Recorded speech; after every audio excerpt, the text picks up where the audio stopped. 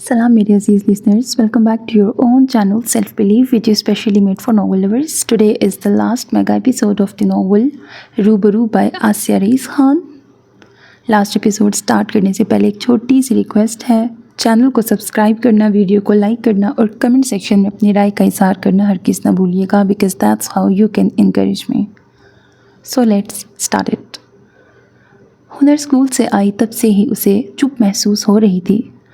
SoFi ने पूछा क्या हुआ है तो उसने नफ़ी में सर हिला दिया.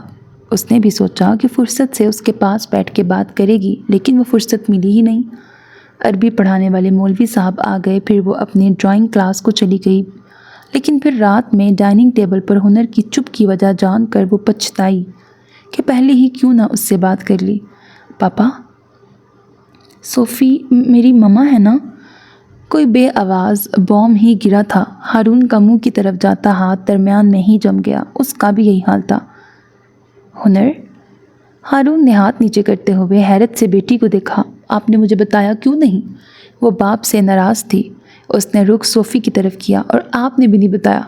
वो सोफ़ी से भी नाराज़ थी. आपसे किसने कहा ये? हमूद ने उससे अंग्रेज़ी में पूछा. मुझे ज़ूबिया आपी ने कहा था. उसने उसी ज़बान में जवाब दिया कि सोफ़ी पापा की वाइफ हैं तो वो मेरी मम्मा हुई. आज यही बात मैंने अपनी फ्रेंड से कही तो सब ने मेरा मजाक उड़ाया.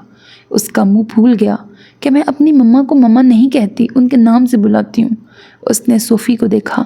आपने मुझे रोका क्यों नहीं? कोई भी अपनी मम्मा का नाम नहीं लेता है, ये बैड मैनर्स होते हैं. बेटा, आपने खुद ही सोफ़ी को सोफ़ी बुलाना डिसाइड किया था. हारून ने याद दिलाया. तब वो आपकी वाइफ नहीं थी. हाँ बच्चे. इस वक्त हुनर बड़ी क्लियर थी. उसे कोई कन्फ्यूजन नहीं थी. टेबल पे मौजूद सारे नफूस साकित थे सिवाय हुनर के, जो बारी बारी सबको देख रही थी. मैं अब आपको मम्मा बुलाऊंगी, उसने सोफ़ी को देखते हुए ऐलान किया. और अचानक, बहुत अचानक, सोफ़ी का दिल ऐसा गुदाज हुआ कि आंखें डुबडुबा गईं. इस लफ्ज़ में कोई जादू था या कोई कुव्वत कि कहीं दबी ममता मम्मा सुनकर यकायक जाग गई थी. वह हुनर की बात से ज़्यादा अब अपनी हालत पे हैरान थी. ख़ुद के बारे में उसका ख्याल था कि वो बड़ी प्रैक्टिकल लड़की है, जज्बाती तो बिल्कुल नहीं. सॉरी, इतने दिन मैंने आपको मम्मा नहीं कहा. सोफ़ी ने अपनी आवाज़ रोकने के लिए मुंह पे हाथ रख लिया, लेकिन आंखें छलक पड़ी. आप रो क्यों रही हैं? कहा तो अब मम्मा कहूँगी. वो रोते रोते हंस पड़ी. उसने दुपट्टे से आंसू पोंछ कर सर हिलाया. वो अब भी बोलने के काबिल नहीं हुई थी. अपनी हालत फ़िलहाल खुद उसकी समझ से बाहर थी. भाई, आप भी इन्हें मम्मा कहा करें. उसने भाई को देखा. नहीं, मैं इन्हें सोफ़ी ही बुलाऊंगा. ये बैड मैनर्स है भाई. हुनर ने जैसे भाई की नासमझी का मातम किया. पापा, हमूद ने मदद के लिए बाप को पुकारा. आप जो भी बुलाना चाहें, आपकी मर्ज़ी है. हारून ने अंग्रेज़ी में बेटे को तसल्ली दी. लेकिन पापा. हुनर कुछ कहना चाहती थी, लेकिन सोफ़ी ने दरमियान में उसे टोक दिया. हमूद का सोफ़ी कहना मुझे अच्छा लगता है, बैड मैनर्स नहीं लगते. आपको याद है ना, हमूद ने कहा था कि फ्रेंड्स को नाम से पुकारते हैं, और मम्मा से ज़्यादा मैं हमूद के लिए फ्रेंड हूँ, है ना हमूद? उसने बाप बेटे की मुश्किल आसान कर दी. हाँ हुनर, सोफ़ी मेरे लिए फ्रेंड है, उसने हुनर से अंग्रेज़ी में कहा. हुनर ने बाप को देखा. हारून ने इशारे से सही है कहा. वो इस नुक्ते से मुत्तफ़िक नहीं थी. मम्मा फ्रेंड है तो भी उन्हें मम्मा ही कहना चाहिए, नाम लेना ज़रूरी नहीं. लेकिन बाप की बात उसके लिए आखिरी हुआ करती थी. ओके. वो ज़रा ठहरी. मम्मा. सोफ़ी मुस्कुरा दी. हारून ने भीगी पलकों के साथ मुस्कुराती सोफ़ी को देखा और फिर उधर ही देखते रहने की ख्वाहिश दबाकर अपनी प्लेट पर झुक गया. वहाँ मौजूद किसी ने भी हमूद का सपाट चेहरा नहीं देखा था. हुनर पहला लफ्ज़ बोलना सीखने वाले बच्चे की तरह मम्मा मम्मा की गर्दान लगाए रखती. उसे भी उसका मम्मा कहना बड़ा अच्छा लग रहा था. पकाना ख़त्म करके वो कमरे में आके तैयार हुई. उसे हुनर को लेने स्कूल जाना था. जाने से पहले बीबी को कुछ हदायत देने की खातिर वो उन्हें ढूंढती किचन में आई. वो फुर्सत के औकात में अक्सर किचन में ही एक तरफ से चटाई डाल के आराम करती थी. वो किचन में तो नहीं थी, लेकिन खिड़की की दूसरी तरफ से उनकी आवाज़ आ रही थी. وہ باہر احاطے میں کھڑی کسی سے فون پہ بات کر رہی تھی۔ وہ دروازہ کھول کر باہر جانے کے لیے آگے آئی، لیکن کھڑکی سے آتی آواز سن کے رک گئی۔ حمود بابا نہیں کہتے ہیں؟ ہاں نہیں، کبھی نہیں دیکھا، باہر تو بالکل نہیں جاتے۔ کوئی سامان نہیں ہے صاحب کے کمرے میں؟ جی کیسے؟ وہ میرے آنے سے پہلے وہ جاگ جاتی ہیں۔ جی اچھا، بتاؤں گی۔ ہاں وہ بھی دھیان رکھوں گی۔ پہلے اس کی آنکھیں پھیلیں اور منہ کھلا رہ گیا، لیکن کوئی مشکل پہلی نہیں تھی یہ سمجھنا کہ دوسری طرف فاطمہ آپا ہیں۔ وہ غصہ پیتی انہیں ہدایت دیے بغیر ہی ہنر کو لینے چلی گئی۔ رات میں ہنر کے سو جانے کے بعد اس نے ہارون کے دروازے پر دستک دی۔ آ جاؤ۔ وہ حسب امید ہاتھوں میں کتاب لیے بیٹھا تھا اور خلاف امید اس کی آنکھوں پر اینک لگی تھی۔ اندر کا منظر دیکھ کر وہ لمحہ بھر کو بھول گئی کہ کیوں آئی ہے۔ جب سوالیہ نظروں سے اسے دیکھتے ہوئے ہارون نے کیا تو وہ خود کو لتاڑ کر سنبھلی۔ بی بی کا اہم کام کھانا بنانا ہے، جو اب میں کر لیتی ہوں، اس لیے اب ان کی ضرورت نہیں ہے، آپ ان کی چھٹی کرتے ہیں۔ لیکن وہ دوسرے کام تو کرتی ہیں۔ اس نے اینک نکال کر ہاتھ میں پکڑی اور اس کا دل چیخا، کیوں؟ اس کے لیے صبح سے شام تک کسی کے گھر میں رہنے کی ضرورت نہیں، صفائی اور برتن وغیرہ کے لیے چند گھنٹوں کے لیے کسی اور ملازمہ کا انتظام کر دیں۔ کوئی اور کیوں جب بی بی ہیں تو؟ اس نے الجھ کے کہا، کوئی پرابلم ہے؟ کچھ ہوا ہے کیا؟ وہ آپ نے کہا تھا یہ میرا گھر ہے، جو چاہے کر سکتی ہوں۔ اس نے اس کی زہر آلود بات کا نصف حصہ یاد دلایا۔ یا وہ صرف جملہ تھا؟ وہ ذرا دیر خاموش اسے دیکھتا رہا۔ ٹھیک ہے، اس نے اینک واپس لگا لی، کسی دوسرے ملازم کا انتظام ہونے تک برداشت کر لو۔ اس نے ہاتھوں میں پکڑی کتاب پڑھنے کے لیے سامنے کی تو وہ باہر نکل گئی۔ یعنی وہ صرف جملہ نہیں تھا، اس کا دل خواہ مخواہ اداس ہو گیا۔ 3 دن بعد بھی اس کے پاس فریاد لے کے آئیں کہ وہ ہارون سے ان کی سفارش کرے۔ اس نے بڑے آرام سے خالص بیویوں والا رونا رویا کہ وہ میری سنتے کہاں ہیں۔ بی بی کی جگہ دوسری ملازمہ گھر کی صفائی اور برتن کے لیے پہلے صبح 10 بجے آتی اور دوسری بار شام میں 7 بجے۔ بی بی کے گھر سے جانے کے اگلے ہفتے فاطمہ آپا اپنی نند کی بیٹی شگف کے ساتھ حاضر تھیں۔ شگف MSc کے فائنل ایئر میں تھی۔ وہ اسے ہارون سے ملوانے لائی تھیں تاکہ ہارون پڑھائی میں اس کی مدد کر سکے۔ اس دن پہلی بار فاطمہ آپا اور صوفی نے ایک دوسرے کی آنکھوں میں آنکھیں ڈال کر جیسے ایک دوسرے کو چیلنج کیا تھا، یہ میرا گھر ہے، یہ میرا بھائی ہے۔ یہ 2 عورتوں کے بیچ مقابلے کا بکل تھا۔ ہنر کے اسکول سے فون آیا تھا۔ وہ سلائڈ سے گر کے پیر زخمی کر بیٹھی تھی۔ اسکول میں ہی مرہم پٹی ہو گئی تھی، پھر بھی وہ اسے ڈاکٹر کے پاس لے گئی۔ اس کا رونا دیکھتے ہوئے ڈاکٹر نے درد کے لیے دوائی دے دی۔ گھر پہنچ کر بھی ہنر کا رو کے برا حال تھا۔ درد اور تکلیف سے زیادہ اسے پیر پہ بندھی پٹی دیکھ کے رونا آ رہا تھا۔ صوفی نے پہلی بار اس کے نخرے دیکھے، اسے ہنسی بھی آ رہی تھی اور پیار بھی۔ وہ ذرا بھی ہلنے جلنے پر تیار نہ تھی۔ دوا کی اتنی فکر کہ 2 گھنٹے میں 4 بار پوچھ چکی تھی، مما کیا دوا کا ٹائم ہو گیا؟ اسے ڈرائنگ روم کے صوفے پر ہی سب چاہیے تھا۔ ہارون گھر آیا تو صوفے پر کشنز کے درمیان بیٹھی ہنر کارٹون دیکھ رہی تھی۔ پیر سامنے ٹیبل پر تھے، ہاتھوں میں اسٹرابری ملک شیک کا گلاس تھا جسے وہ اسٹرا سے پی رہی تھی۔ دائیں بائیں اس کے سافٹ ٹائز رکھے تھے۔ ٹیبل پہ چاکلیٹس اور چپس کے خالی ریپرز اور پیکٹ کا ڈھیر لگا تھا۔ پاپا! اسے دیکھتے ہی وہ پھر رونے لگی۔ روتے ہوئے ساری داستان از سر نو پھر بیان ہوئی جو ذرا دیر پہلے لفظ بہ لفظ حمود کو سنائی جا چکی تھی۔ او میرا بیٹا! ہارون نے اسے گود میں لیا۔ درد ہو رہا ہے؟ ہنر نے بڑی بڑی آنکھوں کے ساتھ نفی میں سر ہلایا۔ اس کی ایمانداری پر صوفی کو بے ساختہ ہنسی آ گئی جسے اس نے بڑی مشکل سے کنٹرول کیا۔ مجھے فون کیوں نہیں کیا؟ ہارون نے بیٹی کو پیار کرنے کے بعد صوفی سے پوچھا اور اسی لمحے اسے خیال آیا کہ ان دونوں کے پاس ایک دوسرے کے فون نمبرز نہیں ہیں۔ آپ خواہ پریشان ہوتے اس لیے۔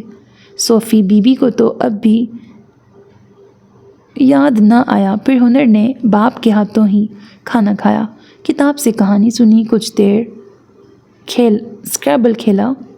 مجھے سونا ہے۔ سارے ناز اٹھوانے کے بعد جب اسے نیند آنے لگی تو اس نے اعلان کیا، اوکے چلو۔ ہارون نے کھڑے ہو کے اسے اٹھانا چاہا۔ میں مما کے پاس سوں گی۔ اب تک لاڈلی بیٹی کی اولین ترجیح رہے باپ کو دھچکا لگا تھا۔ یوں تو ہر رات وہ ان دونوں میں سے اسی کے ساتھ سوتی جس کے ساتھ سونے کا اس کا دل کرتا، لیکن آج اس کا مزاج دیکھتے ہوئے کہا جا سکتا تھا کہ وہ ہارون کے ساتھ سوئے گی۔ چونکی تو صوفی بھی تھی۔ مما، اس نے بازو اٹھا کے پکارا تو صوفی نے آگے بڑھ کر اسے گود میں اٹھا لیا۔ گڈ نائٹ پاپا۔ صوفی کے ساتھ ڈرائنگ روم سے باہر نکلتے ہوئے اس نے ہاتھ ہلایا۔ گڈ نائٹ بیٹا۔ حمود پہلے ہی اپنے کمرے میں جا چکا تھا۔ وہ بہت دیر تک وہیں بیٹھا کوئی ڈاکیومنٹری دیکھتا رہا۔ نیند آنے پر اپنے کمرے میں جاتے ہوئے اس کا دل نہیں مانا تو وہ ہنر کو دیکھنے کے لیے صوفی کے کمرے کے آگے رک گیا۔ اس نے ہلکے سے دستک دی، اندر سے کوئی جواب نہیں آیا۔ اس نے دروازے کو دھکا دیا، دروازہ کھلا تھا۔ وہ اندر آیا، دونوں سو رہے تھے۔ اسے دور سے دیکھ کر ہی پلٹ جانا چاہیے تھا، لیکن وہ پلنگ کے قریب آیا۔ وہ دونوں ایک دوسرے کی طرف چہرہ کیے سوئی تھیں۔ صوفی کے بازو پر ہنر کا سر تھا۔ ہنر کا ایک ہاتھ اور پیر صوفی کے اوپر تھا۔ صوفی کا دوسرا ہاتھ ہنر کے شانے پر دھرا تھا۔ اس نے ہاتھ بڑھا کر ہنر کا سر آہستہ سے تھپتھپایا اور پھر صوفی کے چہرے پر آ رہے بالوں کو پیچھے کیا۔ یہ ایک بے اختیاری عمل تھا۔ وہ کچھ دیر اس منظر کو دیکھتا رہا۔ صوفی کے چہرے سے ہٹ کر اس کی نگاہ سائڈ ٹیبل پہ رکھے فون پہ پڑی۔ اس نے فون اٹھایا۔ وہ لاک نہیں تھا۔ اس نے اپنا نمبر اپنے نام کے ساتھ محفوظ کیا، پھر اپنا فون سائلنٹ کرنے کے بعد اپنے نمبر پر کال کر کے صوفی کا نمبر محفوظ کیا۔ فون واپس جگہ پہ رکھ کر ان دونوں کو نظر بھر دیکھنے کے بعد وہ باہر نکلا تھا۔ کچن میں پانی کی بوتل بھرنے آئے حمود نے اسے صوفی کے کمرے سے نکل کر اپنے کمرے میں جاتے دیکھا تھا۔ آج ہفتہ تھا اور شگف تنہا آئی تھی۔ ہارون کے انداز سے لگ رہا تھا کہ اسے شگف کی آمد کی پہلے سے خبر تھی۔ آج وہ اپنی پڑھائی کا کوئی مشکل مسئلہ لے کے حاضر ہوئی تھی۔ اس کا مضمون فزکس ہی تھا۔ وہ دونوں موٹی موٹی کتابیں کھولے ڈرائنگ روم میں بیٹھے تھے۔ صوفی ان دونوں کے لیے کافی لے کے ڈرائنگ روم میں آئی تو میک اپ شیک اپ میں تیار شگف کو دیکھ کر نہیں بلکہ ہارون کی آنکھوں پر چشمہ دیکھ کر اس کا دماغ خراب ہوا تھا۔ یعنی حد ہے۔ شگف سے سلام کے علاوہ اس نے کوئی بات نہیں کی تھی۔ شگف نے بھی ایسی کوئی کوشش نہیں کی۔ وہ ہنر کے ساتھ پورچ میں بیٹھی اس کا ہوم ورک کروا رہی تھی۔ چھٹی کے دن اکثر گھر کے تمام افراد اپنے کام ڈرائنگ روم میں بیٹھ کے ہی کرتے تھے۔ آج بھی ہنر معمول کی طرح اپنا بیگ لیے ڈرائنگ روم میں آئی تو ہارون نے اسے سمجھایا کہ آج پاپا وہاں اپنے مہمان کے ساتھ ضروری ڈسکشن کرنے والے ہیں، اس لیے وہ کمرے میں یا پھر باہر بیٹھ کے اپنا کام کر لے، اور ہنر نے اپنے کمرے کی بجائے باہر بیٹھنا پسند کیا تھا۔ حمود گھر میں نہیں تھا کیونکہ اسے سائنس ایگزیبیشن کی تیاری کے سلسلے میں آج بھی اسکول جانا پڑا تھا۔ ہنر کی پڑھائی ختم ہوئی تو اسے بھوک لگ گئی۔ کھانے کا وقت بھی ہو رہا تھا۔ پاپا تو بزی ہیں، صوفی نے اندر دیکھتے ہوئے کہا۔ چلو آپ کھانا کھا لو، میں پاپا سے پوچھتی ہوں، ہنر کہتے ہوئے اندر بھاگی۔ پاپا کھانا کھانے چلیں؟ ہارون نے چونک کر گھڑی میں وقت دیکھا۔ آپ چلو، ہم بھی 5 منٹ میں آتے ہیں۔ اوکے۔ ہنر دوڑتی ہوئی باہر آئی۔ پاپا بھی آ رہے ہیں؟ اچھا۔ وہ ہنر کا بیگ اٹھا کے اس کے ساتھ ڈرائنگ روم سے گزر کے اندر جانے کی بجائے کچن کے احاطے میں کھلنے والے دروازے سے اندر آئی۔ ہنر اپنا بیگ کمرے میں رکھ کر واپس آئی تب وہ کھانا گرم کر رہی تھی۔ صوفی کے کچھ کہے بغیر ہی وہ پلیٹیں اور گلاس ٹیبل پر رکھنے لگی۔ ہنر کی ان معصوم حرکتوں پر اسے بڑا پیار آتا تھا۔ وہ فریج سے پانی کی بوتل لینے قریب آئی تو صوفی نے اسے پکڑ کے روکا اور جھک کر اس کے ماتھے پر بوسہ دیا۔ Good girl. جواب میں اس نے بھی ایڑیوں کے بل اچک کر اس کا ماتھا چوما۔ آپ بھی گڈ گرل، ہنر نے انگریزی میں کہا تو وہ ہنس دی۔ ٹیبل سیٹ ہونے کے بعد وہ دونوں اپنی اپنی کرسیوں پہ بیٹھ گئیں۔ آپ کو بھوک لگی تھی نا، آپ شروع کرو۔ صوفی نے اس کی پلیٹ میں روٹی رکھی اور سالن کا پیالہ آگے کیا۔ نہیں، پاپا کے لیے رکتے ہیں۔ اسی وقت ہارون شگف کے ساتھ اندر آیا۔ کھانے کا وقت تھا اس لیے ہارون نے اخلاقاً کہا تھا اور شگف واقعی کھانے کو تیار۔ کھانے کو رک گئی۔ مہمان نوازی کا تقاضا نبھاتے ہوئے ہارون نے اسے بیٹھنے کا اشارہ کیا۔ وہ صوفی کے بازو والی کرسی پہ بیٹھ گئی۔ ہارون ہنر کے ساتھ بیٹھ گیا۔ ایک طرف صوفی ہنر آمنے سامنے تھے، دوسری طرف ہارون اور شگف۔ بظاہر کوئی غیر معمولی اور قابل گرفت بات نہ تھی، لیکن جس طرح سے شگف اسے مسلسل نظر انداز کر رہی تھی، صوفی کی چھٹی حص اٹینشن میں آ گئی۔ اسے لگا اپنے مشن میں فاطمہ آپا اکیلی نہیں ہیں۔ اگلے دن صوفی نے ہارون کو فون پر اسے آنے کا وقت دیتے سن لیا تھا۔ وہ اور حمود بڑی دیر سے اس کے کمرے میں مغز پاشی میں مصروف تھے۔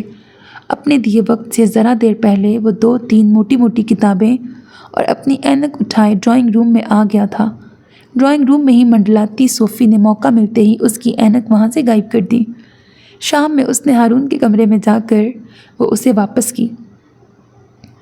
یہ صوفے کے پیچھے گرا تھا۔ اس نے سفید جھوٹ بولا۔ اوہ تھینک یو۔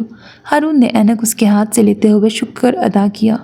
گھر میں رکی اس کی دوسری ایمرجنسی اینک ٹوٹ گئی تھی اور دوسری بنانے سے پہلے وہ ایک بار اپنی اینک چیک کرانا چاہتا تھا، اپنی آنکھیں چیک کرانا چاہتا تھا، جس کے لیے اسے وقت نہیں مل رہا تھا۔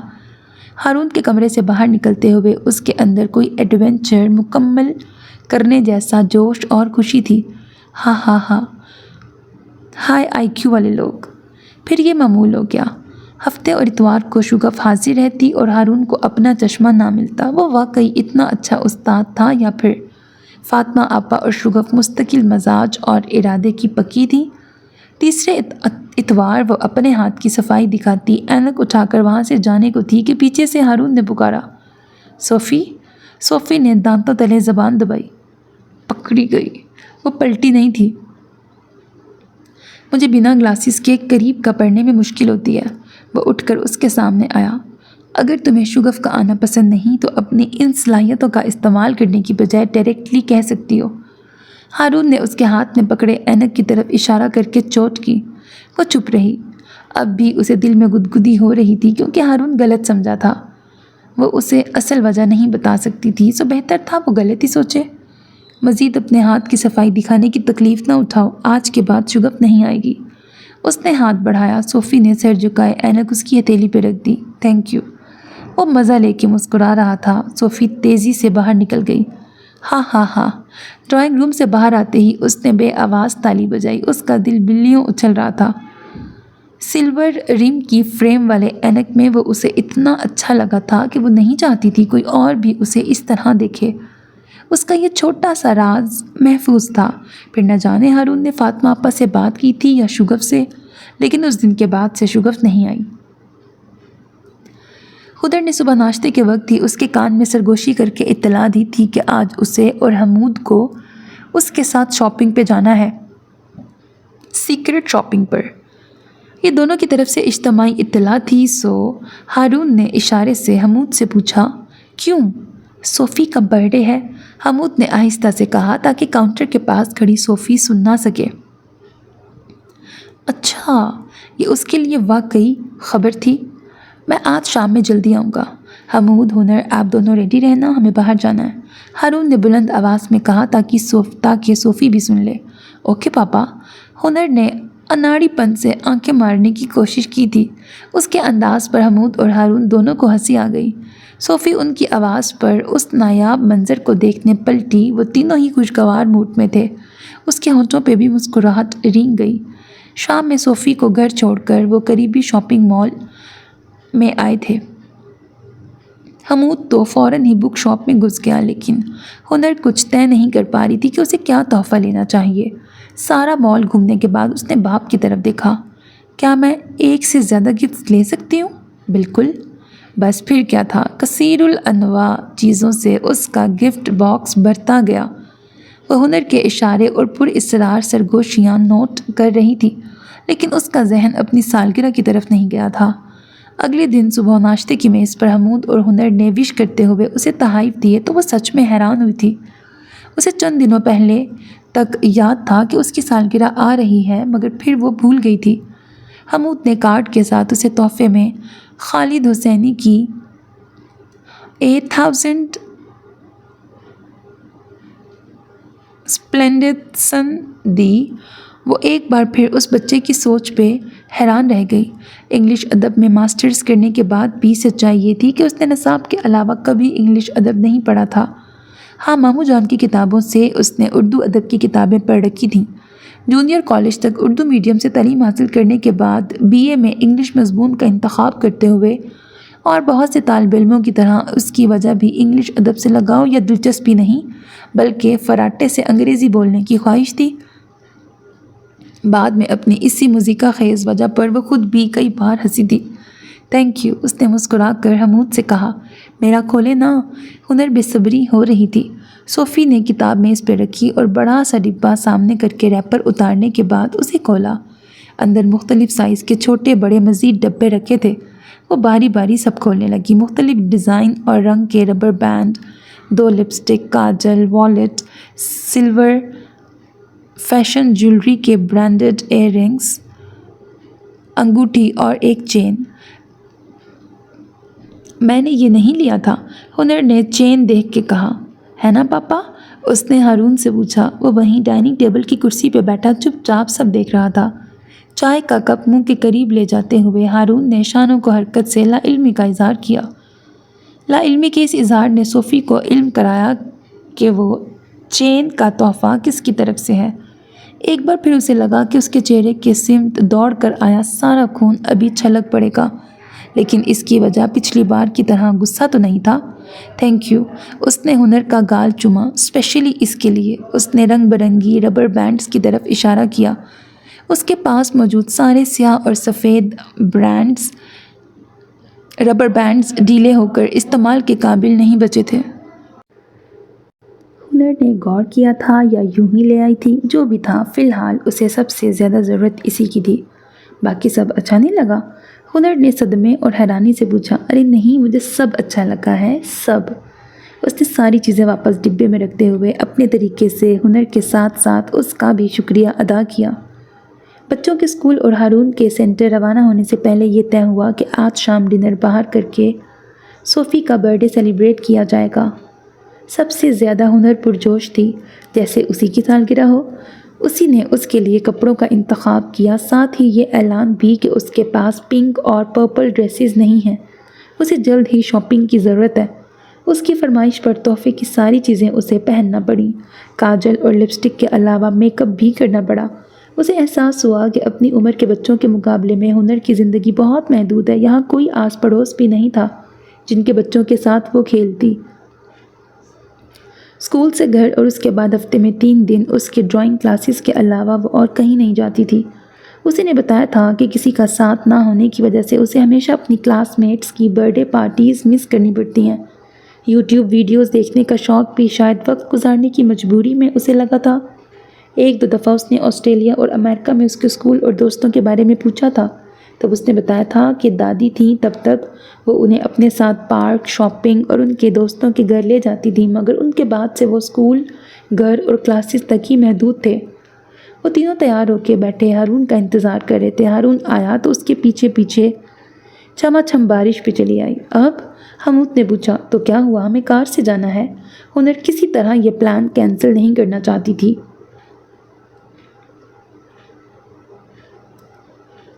ہائی ٹائڈ کا پریڈکشن ہے، بہتر ہے ہم گھر میں ہی سیلیبریٹ کر لیں، ہارون نے اپنا فون سکرول کرتے ہوئے کہا۔ وہ نیوز پڑھ رہا تھا۔ پاپا، ہنر ٹھٹکی۔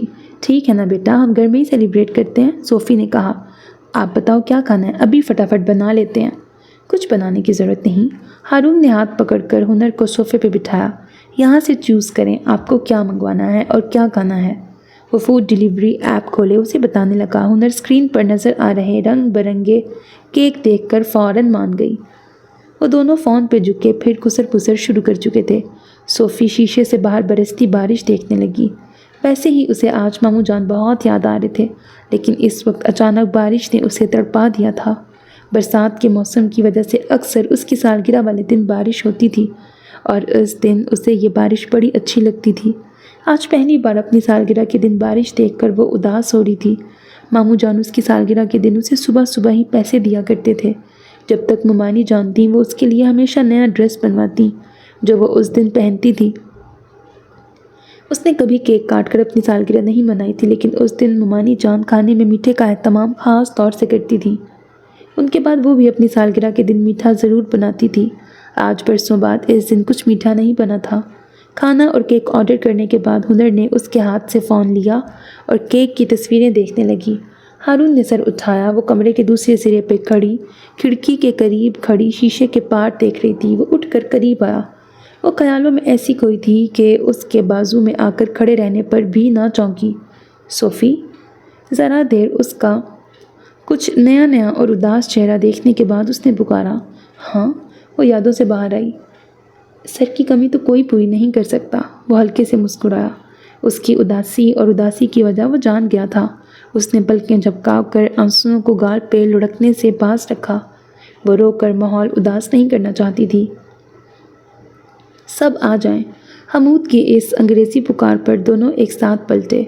وہ مونوپلی گیم کا ڈبہ لیے کھڑا تھا۔ ہنر آؤ۔ اس نے کافی ٹیبل اور اس کے نیچے کا رگ ایک طرف سرکا کر جگہ بنائی۔ کھانا آنے تک ہم سب کھیلتے ہیں، حمود نے فرش پہ بیٹھے ہوئے کہا۔ ہنر بھی فون رکھ کر اس کے قریب نیچے بیٹھ گئی۔ ان دونوں کو بھی وہاں آ کے بیٹھنا پڑا۔ حمود نے بورڈ کھول کے پھیلایا۔ میں یہ گیم اس سے پہلے کبھی نہیں کھیلا ہے۔ ان تینوں نے بڑے افسوس سے اسے دیکھا۔ پھر حمود نے اسے پورا گیم سمجھایا۔ آج وہ خوشی خوشی سب کے ساتھ شامل تھا۔ اس کی سوچ میں تبدیلی ہارون کو صوفی کے کمرے سے نکلتے دیکھنے کے بعد آئی تھی۔ میں بینکر بنتی ہوں، حمود کی بات ختم ہونے کے بعد اس نے کہا۔ نہیں، بینکر تو ہمیشہ میں ہوتی ہوں، ہنر نے ہاتھ اٹھا کے کہا۔ اچھا، اس نے مری مری آواز میں کہا اور ان کا گیم شروع ہوا۔ اس دوران ان کا آرڈر بھی ڈیلیور ہو گیا تھا۔ تھوڑا سا بریک لے کے انہوں نے کیک کاٹا، پھر دوبارہ کھیل شروع ہوا۔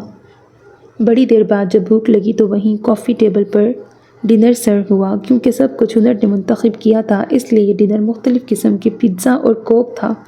کھانے کے دوران بھی کھیل رکا نہیں تھا۔ اس نے نیا پیزا باکس کھول کر ایک ٹکڑا اٹھایا تو وہ زیادہ گرم نہیں تھا، حالانکہ کھانا شروع کرنے سے پہلے وہ سب کچھ اوون سے گرم کر کے لائی تھی۔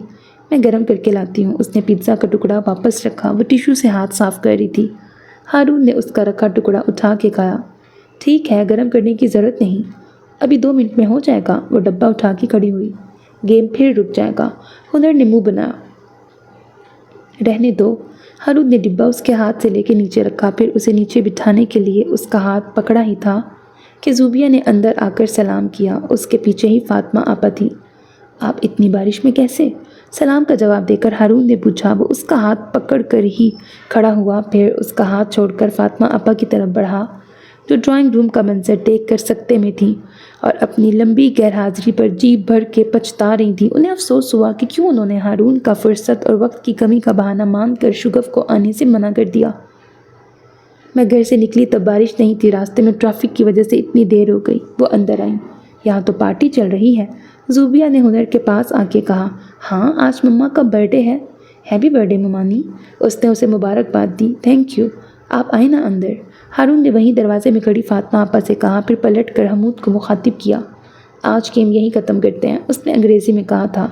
ونر تو بتا دیں، ہنر نے بھی اسی زبان میں کہا۔ گیم اینڈ نہیں ہوا ہے تو پھر ونر کیسے پتہ چلے گا؟ جس کے پاس سب سے زیادہ کرنسی ہے وہ ونر، ہنر نے اعلان کیا۔ باپ کے اشارے پر حمود کرنسی گننے لگا۔ فاطمہ آپا اندر آ کے صوفے پہ بیٹھ گئیں۔ کیک کے باقیات، کوک کے ٹین، پیزا باکسز اور نیچے پھیلے گیم سے ہوتی ہوئی ان کی نظر صوفی پہ ٹھہر گئی۔ میرون اور گولڈن ڈریس میں سجی سنوری صوفی کو دیکھ کر پہلی نظر میں وہ بھی ٹھٹک گئی تھی، اور ہارون تو پھر۔ صوفی جیت گئی ہیں۔ حمود کے اعلان پر وہ اپنے خیال سے باہر آئیں۔ میں؟ ناممکن، ایک بار پھر چیک کرو، آپ ہی ونر ہیں، کنگریچولیشنز۔ ہے، ہنر نے تالیاں بجائیں۔ میں پہلی بار کھیل رہی تھی، وہ بھی۔ اس نے رک رک کر باری باری باپ بیٹے کو دیکھا۔ یہ آپ دونوں نے تو مجھے نہیں جتایا، تھوڑا تو کانفیڈنس رکھیں، ہم نے ایسا کچھ نہیں کیا ہے، کیوں پاپا؟ ہاں، ان کے انداز مزید مشکوک کرنے والے تھے۔ پھر زوبیہ اور فاطمہ آپا نے بھی کیک، پیزا اور کوک کے مزے لیے۔ ادھر آئیں مما، ہنر نے اسے پاس بلایا۔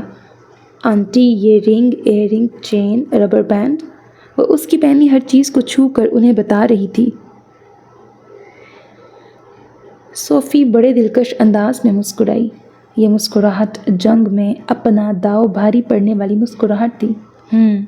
انہوں نے ہنکارا بھر کر سامنے بیٹھے بھائی کو دیکھا، جس نے ابھی ابھی ادھر سے نظر ہٹائی تھی۔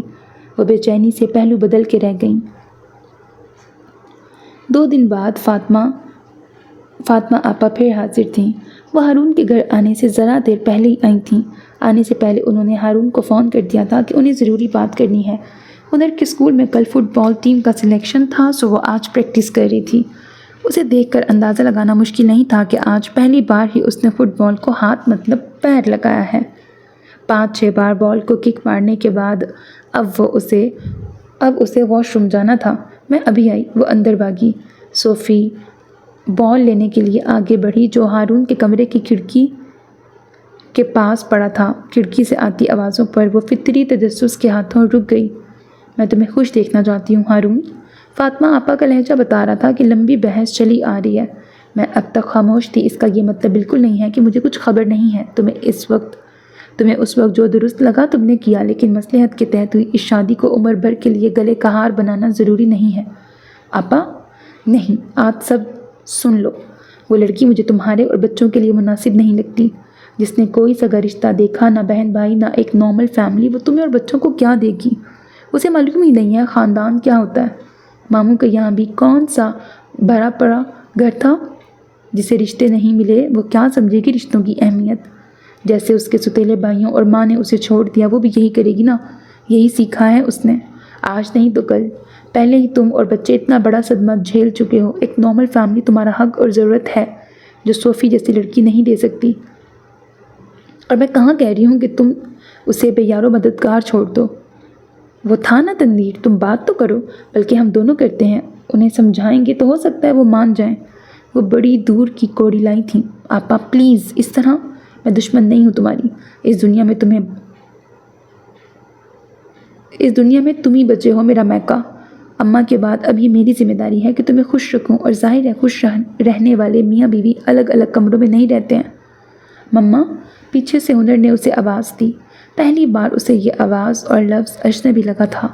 وہ اپنے پتھر ہوئے بھاری وجود کو لے کے پلٹی۔ اسی وقت ہارون نے کھڑکی کی طرف دیکھا۔ باہر لہراتا اس کا سبز آنچل اس کی نظر میں آ گیا تھا۔ آپ رو رہی ہیں؟ نہیں تو آپ رو رہی ہیں؟ ماموں جان یاد آ رہے ہیں۔ ہم کتنی بار اپنی پردہ داری کے لیے دنیا سے پردہ کر لینے والوں کا سہارا لیتے ہیں۔ اس جھوٹے اعتراف کے بعد اسے اجازت تھی وہ باقاعدہ رونے لگی۔ مما، ہدر نے اپنی ننھی ننھی انگلیوں سے اس کے آنسو صاف کیے۔ مت روئیں۔ صوفی کے مزید قریب آ کر اس نے اس کے گلے میں بازو ڈال دیے۔ مما، اس چھوٹے سے وجود کی حدت تھی کہ ذرا دیر پہلے والی باتوں سے رگوں میں جمتے خون میں پھر حرارت دوڑنے لگی۔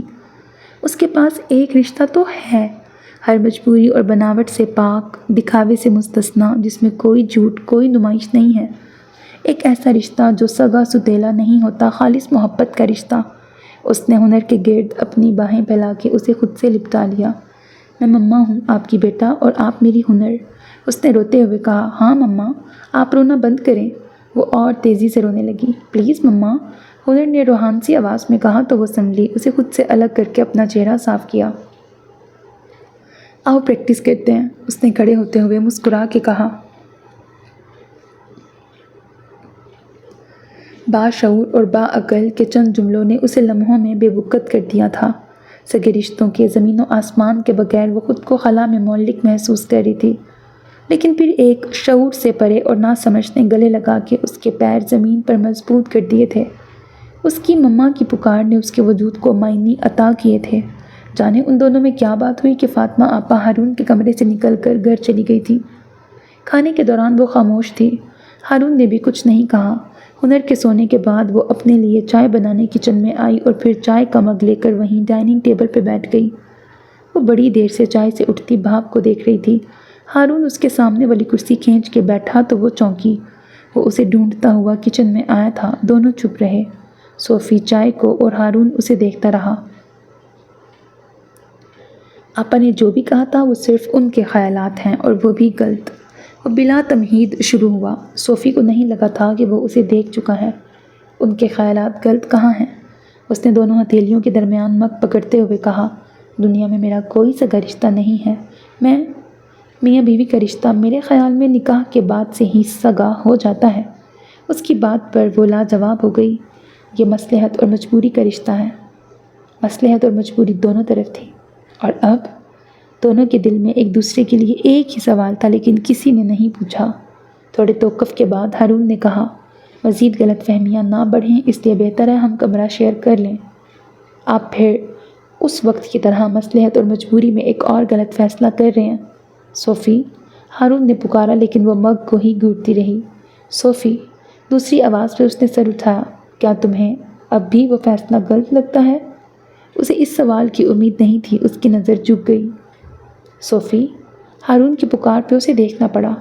کیا تمہارے احساسات اب بھی وہی ہیں جو اس وقت تھے؟ ہارون نے اس کی نظر سے اپنی نگاہ الجھا کر سوال کیا۔ کیا آپ کے وہی ہیں؟ اس نے اپنا جواب سوال میں لپیٹ کر دیا، نہیں۔ ایک مستحکم لفظ پر مگ پہ اس کی گرفت بھی مستحکم ہو گئی۔ لیکن مجھے وہاں تک پہنچنے کے لیے تھوڑی اور مسافت طے کرنی ہے، ہارون نے انگلی سے اس کی طرف اشارہ کر کے کہا۔ صوفی نے اسے دیکھا اور پھر واپس مگ کو دیکھنے لگی۔ میں یہاں سے کہیں بھاگی تو نہیں جا رہی، انتظار کر سکتی ہوں، اس نے بہت دھیرے سے کہا۔ ہارون پہلی بار مسکرایا۔ کتنی ہی دیر ہارون اسے اور وہ ہنوز مگ کو دیکھتی رہی۔ پھر ہارون نے ہاتھ بڑھا کر اس کے ہاتھوں سے مگ لے لیا۔ چائے ٹھنڈی ہو گئی ہے، وہ کھڑا ہوا۔ رہنے دیں، مجھے اب چائے نہیں پینی۔ وہ کچن کاؤنٹر کی طرف بڑھا تو صوفی نے جلدی سے کہا۔ ہارون نے چائے سنک میں بہا دی۔ وہ اپنی جلد بازی پر پچھتائی، اسے لگا تھا وہ چائے گرم کرنے جا رہا ہے۔ یعنی حد ہے، اس نے خود کو لتاڑا۔ ہارون نے نل کھول کر پانی سے مگ کھنگالا اور کاؤنٹر پہ الٹا رکھ دیا، پھر پلٹ کر ٹیبل کے پاس آ کے رکا۔ فاطمہ آپا کی باتیں صرف ان کے ذہن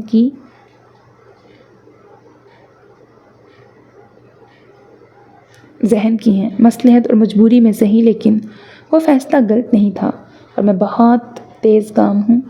وہ ٹیبل پر ہتھیلی ٹیک کر ذرا آگے جھکا۔ اگر تمہیں سکون سے سونا ہے تو پہلی 2 باتیں سوچو، اور اگر جاگنا ہے تو پھر تیسری۔ اس کے چہرے پر پھیلی مسکراہٹ اور شرارت صوفی کے لیے بالکل نئی تھی۔ پھر اسے دڑکا ہوا کہ سارے بدن سے دوڑ کر چہرے پہ آیا خون کہیں چھلک نہ پڑے۔ Good night. بڑی گہری نظر اس پہ ڈال کر وہ کچن سے چلا گیا۔ صوفی نے سر ٹیبل پہ گرا لیا۔ یا اللہ! ہارون سے ملنے کچھ لوگ آئے تھے، وہ کچن میں مصروف تھی۔ اس نے ملازمہ کے ہاتھوں چائے اور ریفریشمنٹ بھجوا دیا۔ صاحب آپ کو بلا رہے ہیں، ذرا دیر بعد ملازمہ نے آ کے کہا۔ ایسا کون آیا ہے کہ مجھے بلایا؟ اس نے مائکرو ویو کے دروازے میں نظر آ رہے اپنے عکس کو دیکھ کر بال اور دوپٹہ درست کیا اور ڈرائنگ روم میں چلی آئی۔ وہاں تنویر کو بیٹھا دیکھ اس کے قدم تھم گئے۔ اس کے ساتھ یقیناً اس کے والدین تھے۔ اس کی امی کی نظر اس پہ پڑی تو اسے چاروں ناچار اندر آنا پڑا۔ السلام علیکم۔ وعلیکم السلام۔ اس کی امی نے بڑے جوش میں بلند آواز میں جواب دیا۔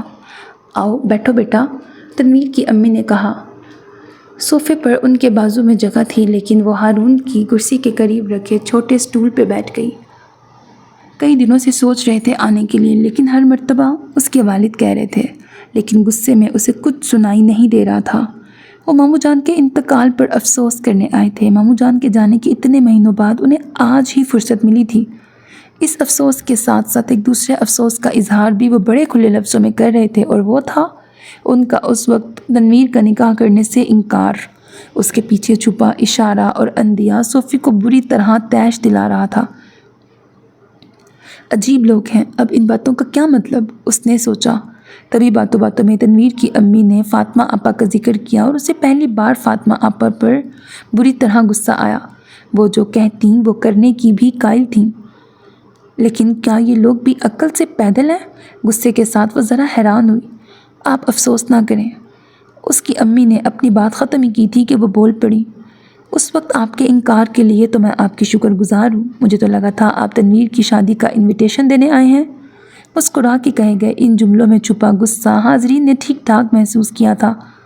تنویر کی امی کے چہرے کی کھسیاہٹ دیکھ کر یہی تاثر فاطمہ آپا کے چہرے پر دیکھنے کی آرزو اس کے دل میں جاگی تھی۔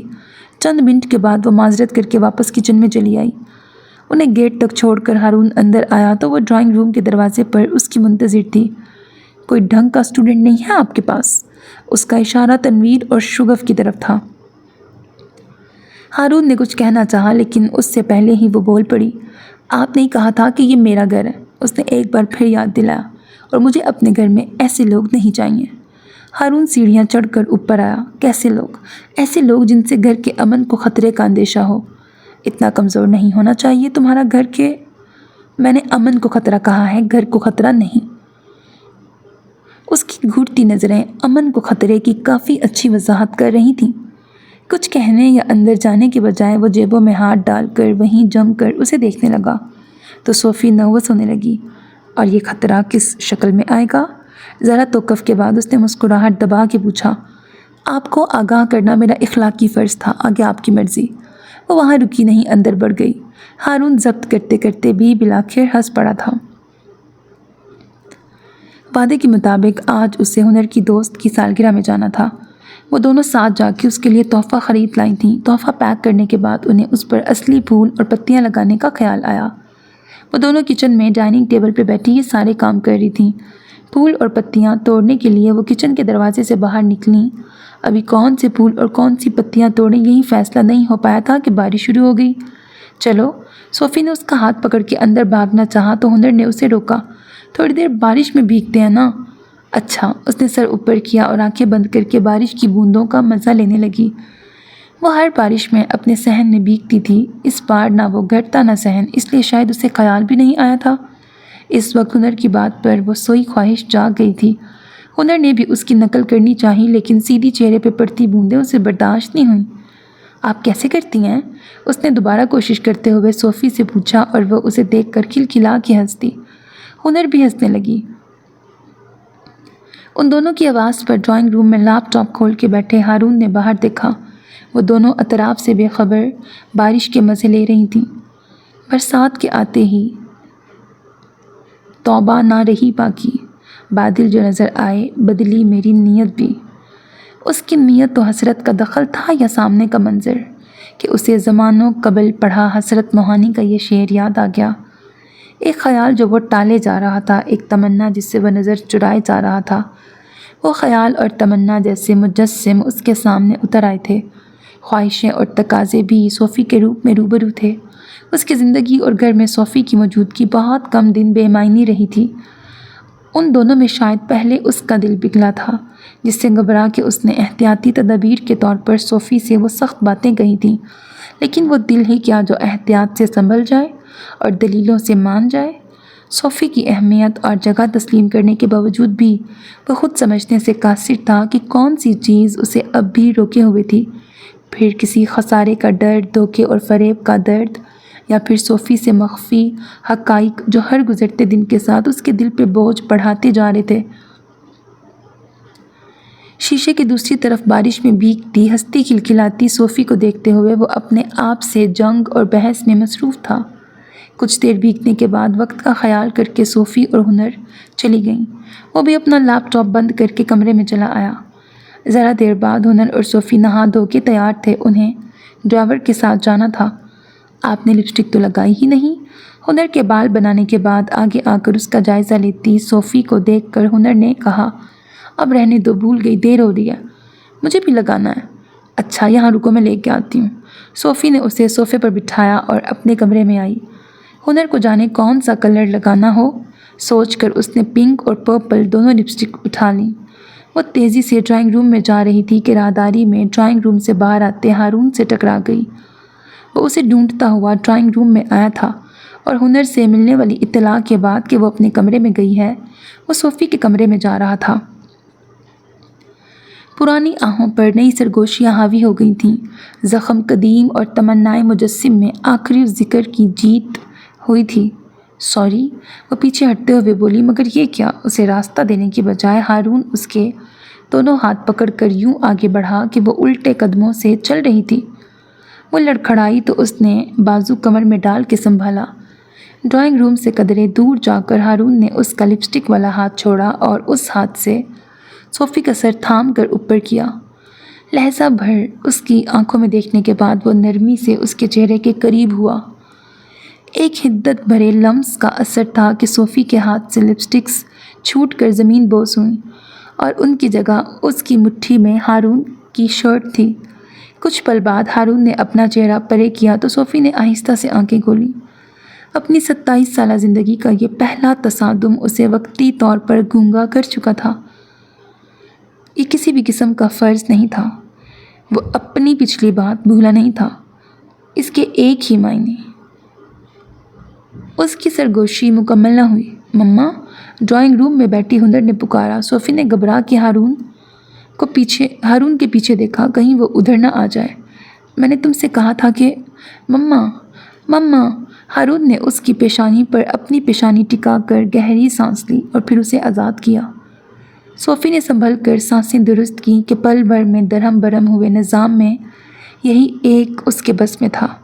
ہارون نے جھک کر فرش پہ گری لپسٹکس اٹھائیں۔ باقی باتیں رات میں۔ ہارون نے اس کا ہاتھ پکڑ کر ہتھیلی پہ لپسٹکس رکھیں۔ اب تمہیں ان کی ضرورت نہیں۔ اس لمحے اس کے چہرے پر تصویر والی شوخی اور شرارت تھی۔ مما، ہنر ڈرائنگ روم کے دروازے پر نمودار ہوئی۔ ہم لیٹ ہو رہے ہیں۔ اس نے باپ کو نظر انداز کر کے صوفی سے کہا۔ ہاں چلو۔ وہ ابھی ابھی بیدار ہوئے احساس کو نظر انداز کرنے کی ناکام کوشش کرتے ہوئے ہنر کے قریب آئی۔ پہلے لپسٹک تو لگا دیں۔ وہ اس کا ہاتھ پکڑ کے آگے بڑھنے لگی تو ہنر نے ٹوکا۔ وہ اپنا سرخ چہرہ چھپانا چاہ رہی تھی جسے ہارون کی نگاہیں مزید تپا رہی تھیں، لیکن اب اسے وہیں رک کر ہنر کو لپسٹک لگانی پڑی۔ اس نے بڑی احتیاط سے اسے لپسٹک لگائی۔ ذرا دیر پہلے والی واردات سے حواس ابھی تک ٹھکانے پر لوٹے نہیں تھے۔ ایک ذرا سی لرزش سے رنگ کہیں اور پھیل جانا تھا۔ بائے پاپا، ہنر نے ہاتھ ہلا کے کہا۔ اللہ حافظ بیٹا، ہارون نے آگے آ کے کہا۔ وہ اسے بھی کچھ کہتا اس سے پہلے ہی وہ ہنر کا ہاتھ تھام کر ڈرائنگ روم سے نکل گئی۔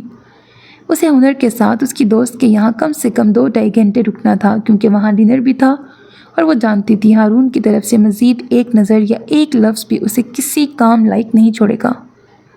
اس کی عجلت جان کر ہارون تنہائی میں ہی ہنس پڑا۔ وہ بڑے موڈ میں اس کی واپسی کا منتظر تھا۔ ان دونوں کی واپسی بہت دیر سے ہوئی تھی۔ حمود اور ہارون کا کھانا ہو چکا تھا۔ ہارون ان دونوں کا انتظار کر رہا تھا۔ حمود اپنے کمرے میں چلا گیا۔ ہنر تھک گئی تھی اور اسے نیند بھی بہت آ رہی تھی، لیکن اسے ہارون کو تقریب کی ساری ردات سنانی تھی۔ کپڑے تبدیل کرنے کے بعد اس نے شوشہ چھوڑا کہ وہ پاپا سے بات کرتے ہوئے آج انہی کے پاس سوئے گی۔ وہ پلنگ پر پیر سمیٹ کر بیٹھی، کبھی گھڑی تو کبھی دروازے کو تک رہی تھی۔ جانے کتنا وقت گزر گیا، تب کہیں دروازے کے باہر راہداری میں قدموں کی چاپ ابھری جو قریب ہوتی جا رہی تھی۔ سارے کمرے میں گونجتی گھڑی کی ٹک ٹک دھک دھک میں بدل گئی۔ ہارون دروازے کے قریب پہنچا ہی تھا کہ فون کی رنگ ہوئی۔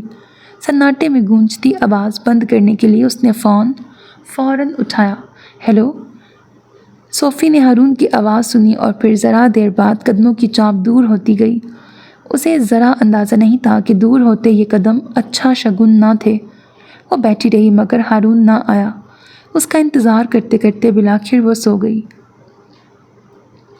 صبح جب پتہ چلا کہ وہ ناشتے سے پہلے ہی سینٹر کے لیے نکل گیا ہے تو اس نے مان لیا کہ رات میں ضرور کوئی بہت اہم فون یا مسئلہ ہوگا جو وہ دروازے سے پلٹ گیا تھا اور پھر اتنی صبح چلا گیا۔ وہ سارا دن اس کا انتظار کرتی رہی۔ اسے یقین تھا کہ وہ کوشش کر کے جلد گھر آئے گا، لیکن جلدی تو دور، وہ اپنے وقت پر آیا نہ کبھی کے لیٹ ٹائم پر۔ ہنر اور حمود بھی اس کا انتظار کرتے کرتے سو گئے۔ وہ پہلی بار برآمدے کی سیڑھی پہ بیٹھی اس کے آنے کا انتظار کر رہی تھی۔ ہارون آیا اور اسے وہاں بیٹھا دیکھ کر ٹھٹک گیا۔ میں کھانا کھا کر آیا ہوں، تم بھی سو جاؤ۔ ایک نظر اسے دیکھا اور پھر یہ 2 رسمی جملے بول کر وہ آگے بڑھ گیا۔ صوفی نے بے یقینی سے پلٹ کے اسے اندر جاتے دیکھا۔ اسے یقین نہیں آ رہا تھا کہ اس نے واقعی یہی کہا ہے اور اس نے درست سنا ہے۔ یہ اس کا وہم یا خواب نہیں ہے۔ کوئی بڑی بات نہ تھی اگر درمیان میں کل کا تصادم نہ ہوتا۔ اس التفات کے بعد نظر انداز کرنے کا مطلب، کل تو وہ کسی ایک مطلب اور معنی کی بات کر رہا تھا، اور اب اس کا پرانا غصہ عود کے آیا۔ دل کیا تو مہربان اور مرضی نہ ہوئی تو انجان، یعنی اس کی کوئی اہمیت ہی نہیں۔ دوسری بار اسے ہارون کے رویے سے شدید ذلت کا احساس ہوا تھا۔ صوفی کا دل کیا ابھی اس کے پیچھے جائے اور کل اور آج کے تضاد کا جواب مانگے، اسے باقی باتوں کا وعدہ یاد دلائے، کوئی جھگڑا ہی نہ رہے۔ اگر انسان انا اور خودداری کو طاق پر رکھ کر فوراً سوال و جواب کر کے معاملہ اسی وقت ختم کرنے لگ جائے۔ اسے بھی انا نے آگے بڑھنے سے روکے رکھا تھا۔ اسے خود پر بھی غصہ آنے لگا کہ کیا ضرورت تھی میدان میں بیٹھ کے اس کا انتظار کرنے کی۔ وہ تپتی جھلستی اپنے کمرے میں چلی آئی۔ ساری رات کروٹیں بدل بدل کے گزری۔ بڑی دیر تک غائبانہ اسے باتیں سناتے اور کٹہرے میں کھڑا کرنے کے بعد آخر اس نے یہی طے کیا کہ صبح پہلے ہارون سے بات کرے گی۔ اپنے پہلے اور آج والے غصے کا واضح فرق بھی اسے سمجھ آ گیا تھا۔ اس دفعہ کمبخت دل کی دلیلیں بھاری پڑ رہی تھیں جو پہلے چپ رہتا تھا۔ سارے باندھے ارادے صبح دھرے کے دھرے رہ گئے۔ وہ آج بھی ناشتہ کیے بغیر یعنی اسے شکل دکھائے بغیر ہی چلا گیا تھا۔ کیا واقعی اتنا کام ہے؟ اس نے سوچا۔ اگر ایسا ہے تو یہی بات کہیں بھی تو جا سکتی ہے کہ مصروف ہوں۔ اس کا پورا دن پھر بے چینی سے رات کا انتظار کرنے میں گزر گیا۔ وہ دیر سے آیا اور کھانے کے دوران پھر اسے نظر انداز کر کے وہ دونوں بچوں سے دن بھر کی ردات سنتا رہا۔ کھانا ختم ہوتے ہی بچوں کے ساتھ ہی وہ بھی اٹھ کے کمرے میں چلا گیا۔ وہ کچن سمیٹ کر باہر نکلی اور کتنی ہی دیر اس کے کمرے کے باہر دروازے کو گھورتی رہی۔ دھڑا دھڑ اس کا دروازہ بجانے کی خواہش دبا کر وہ اپنے کمرے میں چلی آئی۔ پھر یہی اس کا معمول ہو گیا۔ وہ صبح ناشتے کے بغیر ہی چلا جاتا اور رات میں دیر سے لوٹتا۔ کھانے کے ٹیبل پر وہی معمول کی گفتگو، اس دوران اسے بھی مخاطب کر لیا جاتا۔ وہ بھی بچوں کی خاطر غصہ دبائے جواب دے دیتی۔ اس کا غصہ بھی جیسے نقطۂ عروج پر پہنچنے کے بعد اپنی آب کھو چکا تھا۔ اس کی جگہ اب تشویش تھی۔ وہ اسے نظر انداز کر رہا تھا یا اس سے کترا رہا تھا؟ اس کے چہرے پر درج تناؤ اور ماتھے کی شکنیں اسے فکرمند کرنے لگی تھیں۔ اس کی الجھن اور پریشانی وہ بھی محسوس کر رہی تھی۔ کیا وجہ ہو سکتی ہے؟ وہ یہ سوچ سوچ کے پاگل ہونے کو تھی۔ کیا فاطمہ آپا کی طرف سے کوئی مسئلہ ہے؟ تنویر والی کوئی بات ہے؟ وہ دیکھ چکی تھی کہ ہارون کے لیے فاطمہ آپا اہم تھیں۔ ان کی بے سروپا باتیں اور بے جا فرمائشوں کو وہ اہمیت نہیں دیتا تھا۔ پھر بھی سن گن لینے کے لیے اس نے پہلی بار انہیں بھی فون کر لیا۔ انہوں نے عام سے انداز میں بات کی جس سے ان کی طرف سے کسی مسئلے کا اشارہ نہیں ملا تھا۔ قیاس کے گھوڑے دوڑاتے ہوئے اس نے صفوان کو بھی فون کیا کہ شاید بیونڈی سے کسی ایسی بات کا صلہ مل جائے، مگر بے سود۔ آخر کو خیال کی سوئی اس کے کام پہ آ کے ٹھہر جاتی۔ لیکن کام کی پریشانی میں میرا کیا قصور؟ مجھے سزا کیوں؟ اس دوران چھٹی کے 2 دن بھی وہ سینٹر گیا تھا۔ حمود اور ہنر کے پوچھنے پر اس نے کام کی زیادتی کو ہی وجہ بتایا تھا، لیکن اب صوفی کا دل یہ وجہ قبول کرنے کو بھی تیار نہیں تھا۔ کل ہفتہ تھا اور کھانے کے دوران ہنر نے اس کے دل کی بات کہہ دی۔ پاپا، کل آپ آفس نہیں جانا۔ کیوں بیٹا؟ لاسٹ سیٹرڈے سنڈے بھی آپ گھر پہ نہیں تھے۔ سوری بیٹا، لیکن کام بہت ہے۔ کیا آپ کا پروجیکٹ مکمل ہونے کے قریب ہے؟ حمود نے انگریزی میں سوال کیا۔ جلد ہی انشاءاللہ۔ تو کیا اس کے بعد ہم US یا آسٹریلیا واپس جائیں گے؟ ابھی اس تعلق سے کچھ طے نہیں ہے۔ یہاں آنے سے پہلے آپ نے یہی کہا تھا پروجیکٹ مکمل ہونے کے بعد ہم واپس چلے جائیں گے۔ دیکھیں گے، ابھی کچھ سوچا نہیں ہے۔ لیکن پاپا، حمود۔ ہارون کی آواز قدرے اونچی اور غصیلی تھی۔ سب سہم گئے۔ یہ پہلی بار ہی ہوا تھا۔ یہ سب آپ کے فکر کرنے اور سوچنے کی باتیں نہیں ہیں۔ اب کہ اس نے انگریزی میں ہی مگر نرمی سے کہا، ابھی پروجیکٹ مکمل ہونے میں وقت ہے۔ اوکے۔ حمود اپنی پلیٹ پہ جھک گیا۔ اس کے بعد پھر کسی نے کوئی بات نہیں کی۔ سب سے پہلے حمود اٹھا، اس کے بعد ہنر اور ہنر کے ساتھ ہارون بھی۔ وہ پہلے ہی کہہ چکی تھی آج اسے ہارون کے پاس سونا ہے۔ سب کے جانے کے بعد وہ بڑی دیر تک سوچوں کے گرداب میں پھنسی یوں ہی بیٹھی رہی۔ صاف ظاہر تھا کہ کوئی بات اسے پریشان کر رہی تھی۔ اس رات دروازے کے باہر کس کا فون تھا اور ایسا کیا کہا گیا تھا کہ اس تک پہنچا ہارون پل بھر میں اتنا دور چلا گیا تھا؟ اسے ہارون کے رویے میں اپنے لیے غصہ یا ناراضگی نظر نہیں آ رہی تھی، بلکہ وہ خود میں ہی الجھا محسوس ہو رہا تھا۔ حمود اور اس کی گفتگو کے بعد ماحول یکسر بدل گیا تھا۔ اس کے بعد ٹیبل پہ بیٹھے وہ 4 نفوس بالکل خاموش تھے۔ فضا میں پھیلا تناؤ اور سناٹا بڑا واضح تھا۔ گھر میں یہ تناؤ اور سناٹا مستقل نہ ہو جائے، اس کی فکر کرنا اس کی ذمہ داری تھی، اور ہارون کو یوں تنہا نہ چھوڑنا اس کے دل کی مجبوری۔ وہ اٹھی اور کچن سمیٹ کر ہارون کے کمرے میں پہنچی۔ دروازہ کھلا تھا۔ ہارون کھڑکی کے قریب کھڑا تھا۔ آہٹ پر اس نے پلٹ کر دیکھا۔ لمحہ بھر کو اس کی آنکھوں میں حیرت ابھری۔ پھر وہ دوبارہ کھڑکی کے باہر دیکھنے لگا۔ صوفی آہستہ چل کر اس کے پیچھے ذرا فاصلے پہ رک گئی۔ وہ بے چینی سے اپنی انگلیاں مروڑ رہی تھی۔ دماغ اسے سمجھا رہا تھا کہ بہت ممکن ہے اسے پچھلی بار کی طرح ذلیل اور بے عزت کر کے کمرے سے نکال دیا جائے، اس لیے بہتر ہے وہ خود ہی وہاں سے چلی جائے۔ لیکن وہ اس مقام پر پہنچ گئی تھی جہاں دل کی دہائیوں میں دماغ کے مشورے گم ہو جاتے ہیں۔ ہماری پہلی ملاقات کو تقریباً 1.5 سال ہونے کو آیا ہے۔ ہارون کی پشت کو دیکھتے ہوئے اس نے کہنا شروع کیا۔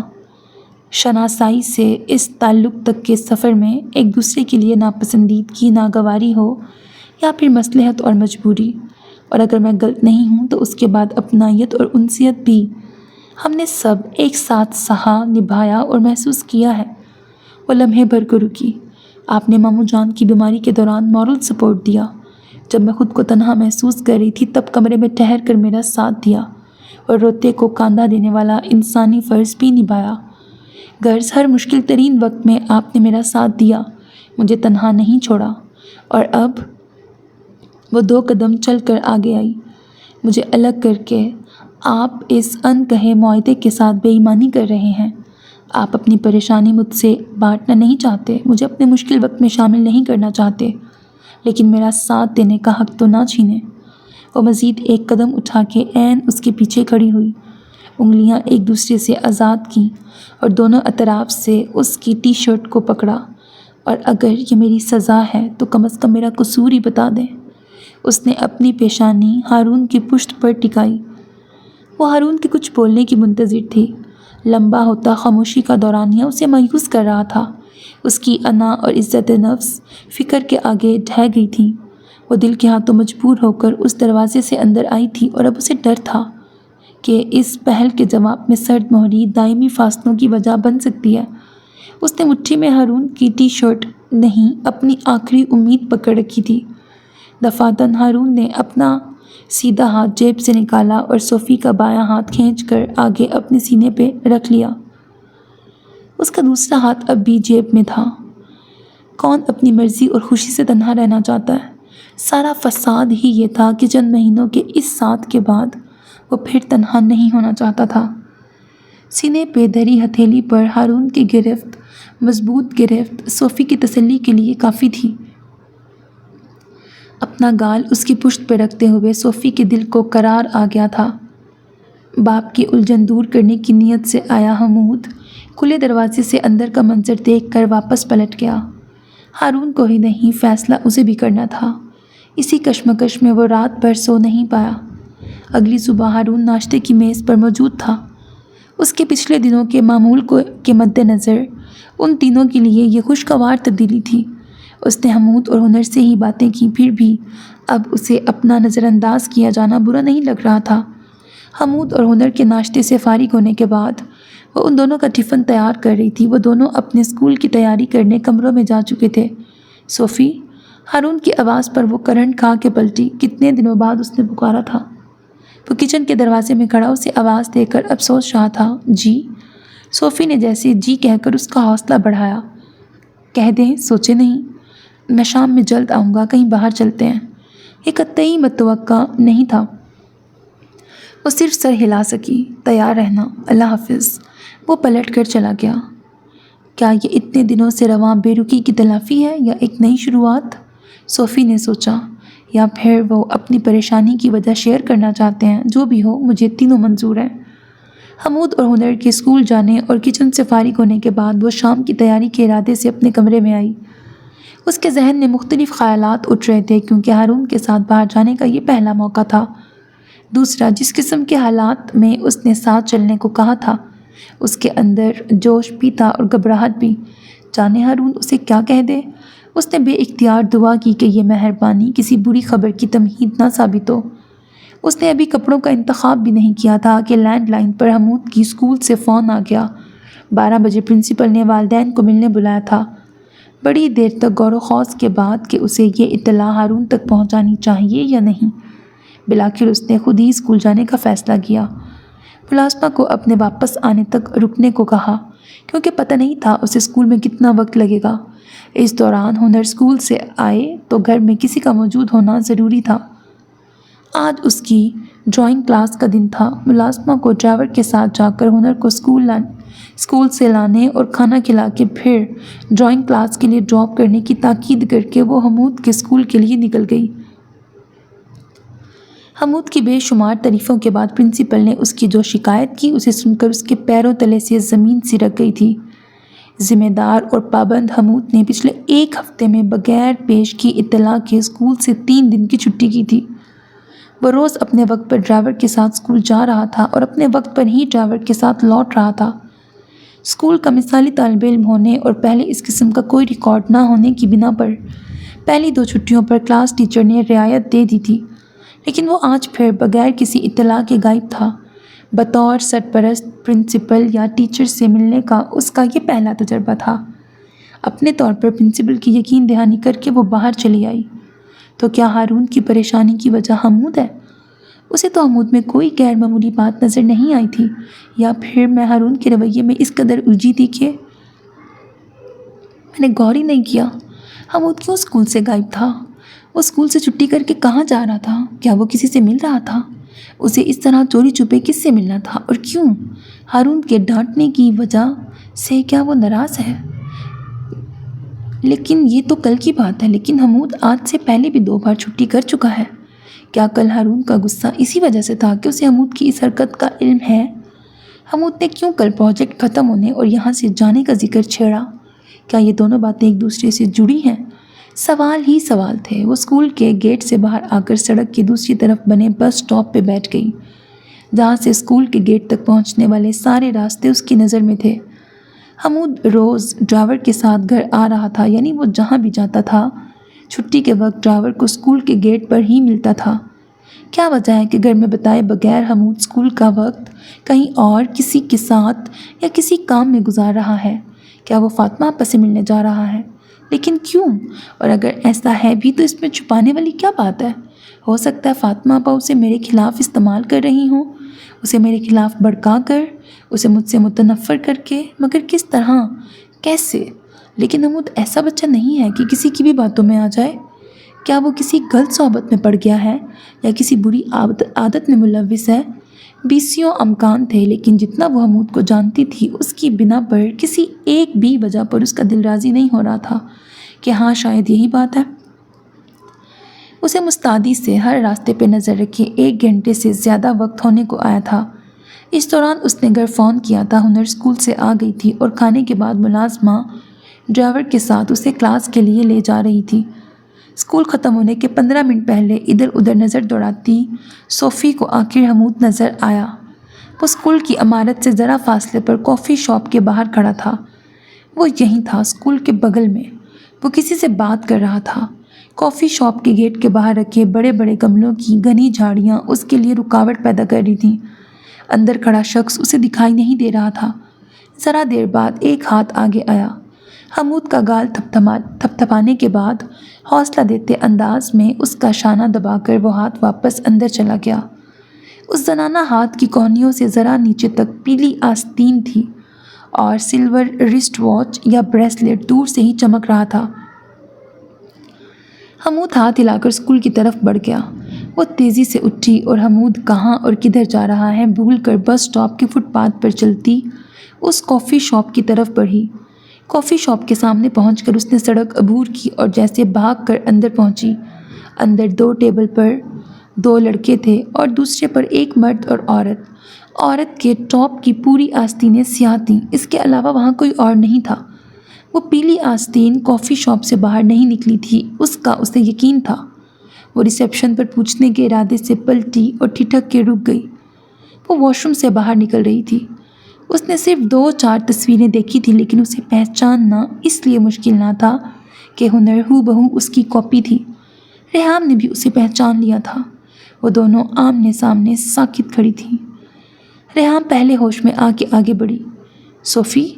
اور صوفی جو پہلے ہی مرنے کی حد تک حیران تھی 2 قدم پیچھے ہٹی۔ حمود ریحام سے مل رہا تھا، مطلب وہ جانتا تھا کہ ریحام زندہ ہے، یا پھر اسے اب علم ہوا کہ اس کی ماں صفیہ؟ ریحام کی آواز پر وہ لڑکھڑا کے سنبھلی۔ آپ مجھے؟ عمر بھر کی حیرانیاں اور انکشافات شاید آج کے دن کے لیے مخصوص تھے۔ حمود جب اس سے مل ہی رہا تھا تو اسے میرے متعلق بتانا، میری تصویر دکھانا کوئی بڑی بات نہیں ہے۔ بڑی بات تو… ایک نیا خیال آتے ہی اس کی سوچ دم توڑ گئی۔ ایک بار پھر اس کا غصہ پورے تمطراق سے جاگا تھا۔ وہ ہونٹ بھینچ کے پلٹی۔ صفیہ؟ ریحام لپک کر اس کے پیچھے بھاگی۔ صفیہ میری بات سنیں پلیز۔ دروازے سے باہر ریحام نے اس کا راستہ روکا۔ آپ سے نہیں، مجھے فی الحال کسی اور سے سننا ہے، سپاٹ لہجے میں کہہ کے وہ رکی نہیں۔ گیٹ سے باہر آتے ہی سامنے سے گزرتی ٹیکسی کو روکا اور فوراً اندر بیٹھ گئی۔ ریحام نے بے قراری سے ہونٹ کاٹتے ہوئے دور جاتی ٹیکسی کو دیکھا، پھر کچھ سوچ کے بیگ سے موبائل نکالا اور ہارون کو فون لگایا۔ وہ اتنی باخبر تو تھی کہ جانتی تھی صوفی کو اس کے متعلق سب کچھ نہیں معلوم ہے۔ وہ گھر پہنچی۔ اس کے 4-5 منٹ بعد حمود بھی پہنچ گیا تھا۔ وہ غصے سے بھری اپنے کمرے میں ٹہل رہی تھی، منتشر ذہن، ڈھنگ سے کچھ سوچ بھی نہیں پا رہا تھا۔ دل و دماغ میں اتنا بڑا دھوکہ، اتنا بڑا جھوٹ کی تکرار جاری تھی۔ فون کی رنگ پر اس نے فون اٹھایا۔ ہارون کالنگ دیکھ کر اسے ایک اور جھٹکا لگا۔ میں نے کب یہ نمبر سیو کیا اور انہیں اپنا نمبر دیا؟ اس نے فون ریسیو کیے بغیر ہی پلنگ پہ اچھال دیا۔ مجھ سے بڑا بے خبر بھی کوئی ہے دنیا میں؟ کیا یہ سچ بتانے کے لیے مجھے باہر چلنے کو کہا تھا یا پھر یہ التفات پردہ ڈالنے کی ایک اور کوشش تھی؟ وہ مسلسل کمرے میں ایک سرے سے دوسرے سرے تک چل رہی تھی۔ میں اتنی بے وقوف ہوں یا وہ اتنے شاطر؟ ایسا فریب، ایسا دھوکہ کون یقین کرے گا؟ کبھی شک تک نہ ہوا۔ فون دوبارہ رنگ ہو کر اب خاموش تھا۔ اس کے اندر اٹھ رہے سوال غصے کو مزید ہوا دے رہے تھے۔ جانے کتنا وقت گزر گیا تھا جب دستک دیے بغیر دروازہ کھول کر ہارون اندر آیا۔ صوفی کو دیکھتے ہی ایک گہرا سانس لے کے اس نے خود کو سنبھالا۔ ریحام کے فون کے بعد سینٹر سے گھر پہنچنے کی تیزی اور عجلت اس کی حالت سے ظاہر تھی۔ صوفی؟ وہ اس کے مقابل آیا اور صوفی جو پیچھے ہٹ کر اس سے دور ہونا چاہتی تھی، اپنی جگہ سے ہل نہ سکی۔ اسے سامنے دیکھ کر غصے کے ساتھ ساتھ اب تکلیف اور درد کا احساس بھی جاگ گیا تھا۔ کیوں اتنا بڑا جھوٹ کہا آپ نے؟ وہ تو صرف غصے میں تھی، لیکن جب کہا تو اس کی آواز رند گئی تھی۔ میں نے تم سے کوئی جھوٹ نہیں کہا ہے۔ ہارون نے اسے شانوں سے تھاما۔ جو بات اس سے کہنا بہت مشکل لگ رہا تھا وہ یوں کھلی تھی کہ اب کہے بنا چارہ نہ تھا۔ آپ اب بھی یاد کرو صوفی، اچھی طرح یاد کرو۔ میں نے کب کہا تھا کہ ریحام اس دنیا میں نہیں ہے؟ بلکہ میں نے کب ریحام کا ذکر کیا؟ تم سے یا سر سے یا کسی اور سے؟ تم نے کب مجھے ریحام کے تعلق سے کچھ کہتے دیکھا یا سنا؟ غصے کے بعد دل پرے دھکیلتے ہوئے اس نے کھلی فضا میں غور کیا، دور دور تک غور کیا۔ ہارون ٹھیک کہہ رہا تھا، وہ مزید الجھ گئی۔ قریبی اور ضروری سبھی لوگوں کو ریحام اور میرے علیحدگی کا علم ہے۔ اماں تو رہی نہیں، ان کے علاوہ فاطمہ آپا کی فیملی اور حمود کو ساری حقیقت پتہ ہے کہ ریحام زندہ ہے اور US میں ہے۔ ہنر چھوٹی تھی اس لیے وہ حقیقت نہیں جانتی۔ اس کے مطابق اس کی ممی اس دنیا میں نہیں ہے۔ وہ اس انکشاف پر جتنا حیران ہوتی کم تھا۔ یہاں آنے کے بعد جب کسی نے وائف کا پوچھا اور میرے چہرے پر ابھرے تاثر سے اس نے خود ہی ازیوم کر لیا کہ وہ فوت ہو چکی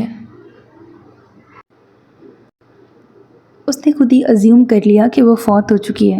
پھر یہ بات ایک سے دوسرے اور دوسرے سے تیسرے تک ہوتی آگے یوں ہی پہنچتی رہی۔ میرا قصور یہ ہے کہ میں نے نہ پہلی بار تصحیح کی نہ اس کے بعد، اور سچ کہوں تو مجھے یہ زیادہ مناسب لگا تھا کہ لوگ اسے مردہ سمجھیں۔ آج کا سورج صرف اسے حیران کرنے کے لیے طلوع ہوا تھا۔ صوفی؟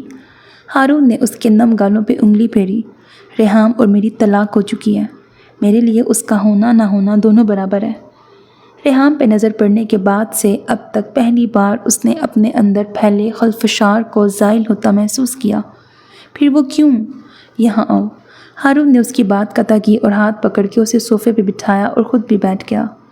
میرے PhD کے دوران میں جس علاقے میں رہتا تھا وہاں ریحام کی فیملی کا چھوٹا سا ایشین سپر سٹور تھا۔ وہ تینوں بہنیں والدین کا ہاتھ بٹانے وہاں آتی رہتی تھیں۔ وہیں میری اس سے ملاقات ہوئی تھی۔ ہماری دوستی ہوئی، پھر محبت اور اس کے بعد شادی۔ جاب کے بعد میں مصروف ہو گیا۔ اماں، ریحام، حمود اور ہنر کے ساتھ میرا گھر، میری زندگی مکمل تھی۔ اپنی محبت، اپنا یقین اور اپنا گھر سب ریحام کے سپرد کر کے میں مطمئن تھا، لیکن ایک دن ثابت ہوا کہ میں دراصل غافل تھا۔ اسے آج بھی وہ رات یاد تھی۔ آنکھ کھلنے پر ریحام کی جگہ خالی پا کر وہ اٹھا تھا۔ بیلکنی کے دروازے سے اس کی نائٹی لہرائی تو وہ اٹھ کر بیلکنی کی طرف آیا۔ ریحام فون پر محو گفتگو تھی، وہ انگریزی میں بات کر رہی تھی۔ تم سمجھو پلیز، میں اچانک نہیں کہہ سکتی یہ بات، مجھے ماحول بنانا پڑے گا، کچھ تو تمہید باندھوں پہلے۔ میں اکیلی ہوتی تو کب کا معاملہ ختم کر دیتی، لیکن میرے بچے ہیں سرمد، ان کی خاطر مجھے صبر اور سمجھداری سے بات کرنی ہے۔ ہاں میں جانتی ہوں، اس کے لیے تمہاری ممنون بھی ہوں۔ نہیں پلیز تم ایسا کچھ مت کرنا۔ نہیں، تم ہارون سے نہیں ملو گے، میں خود ہی یہ معاملہ نپٹاؤں گی۔ ہاں وہ دے دے گا، اس کے پاس وقت کہاں ہے کہ وہ بچے سنبھالے؟ نہیں، سوال ہی نہیں، میں کسی قیمت پر اپنے بچے نہیں چھوڑ سکتی۔ ٹھیک ہے، رکھتی ہوں۔ ہاں کل، گڈ نائٹ۔ وہ فون بند کر کے وہیں کھڑی رہی اور ہارون خود کو گھسیٹتا واپس پلنگ تک آیا تھا۔ اس کی محبوب بیوی کی یہ باتیں اگر کوئی تیسرا اس سے منسوب کر کے کہتا تو دنیا ادھر کی ادھر ہو جاتی، لیکن وہ یقین نہ کرتا، اور اب اپنے کانوں سے سن کر واقعی اس کی دنیا ادھر سے ادھر ہو گئی تھی۔ وہ ذہین و فتین مانا جانے والا بندہ محبت کے معاملے میں احمق ترین ثابت ہوا تھا۔ ریحام کمرے میں آئی تو اسے بیٹھا دیکھ کر بری طرح جھٹکی۔ ہارون، اس نے شعلہ بار نظر اس پہ ڈالی اور اٹھ کر جھٹکے سے الماری کے پٹ کھولے۔ اپنا سامان لو اور ابھی اسی وقت یہاں سے نکل جاؤ۔ اس کی آواز دھیمی مگر لہجہ نفرت سے پر تھا۔ کیا یوں پل بھر میں محبت نفرت میں بدل سکتی ہے؟ کیا ایک جذبے کی موت پر اسی پل اس کا متضاد جذبہ پیدا ہونا ممکن ہے؟ ہارون، پلیز سکون سے میری بات سن لو پہلے، وہ لجاجت سے کہتے ہوئے اس کے قریب آئی۔ تمہاری ہی بات سنی ہے ریحام؟ اس کا لفظ لفظ برف تھا۔ ریحام رونے لگی۔ اس ڈرامے کی ضرورت نہیں ہے۔ ہارون نے خود ہی اس کے کپڑوں کے ہینگر نکال کے پلنگ پہ پھینکنے شروع کیے۔ اپنی اور میری انرجی برباد مت کرو اور جاؤ وہاں جہاں تمہیں ہونا چاہیے۔ اس نے کپڑوں کے بعد بیگ گھسیٹ کے پلنگ پہ رکھا اور کھول کر اس میں کپڑے ڈالنے لگا۔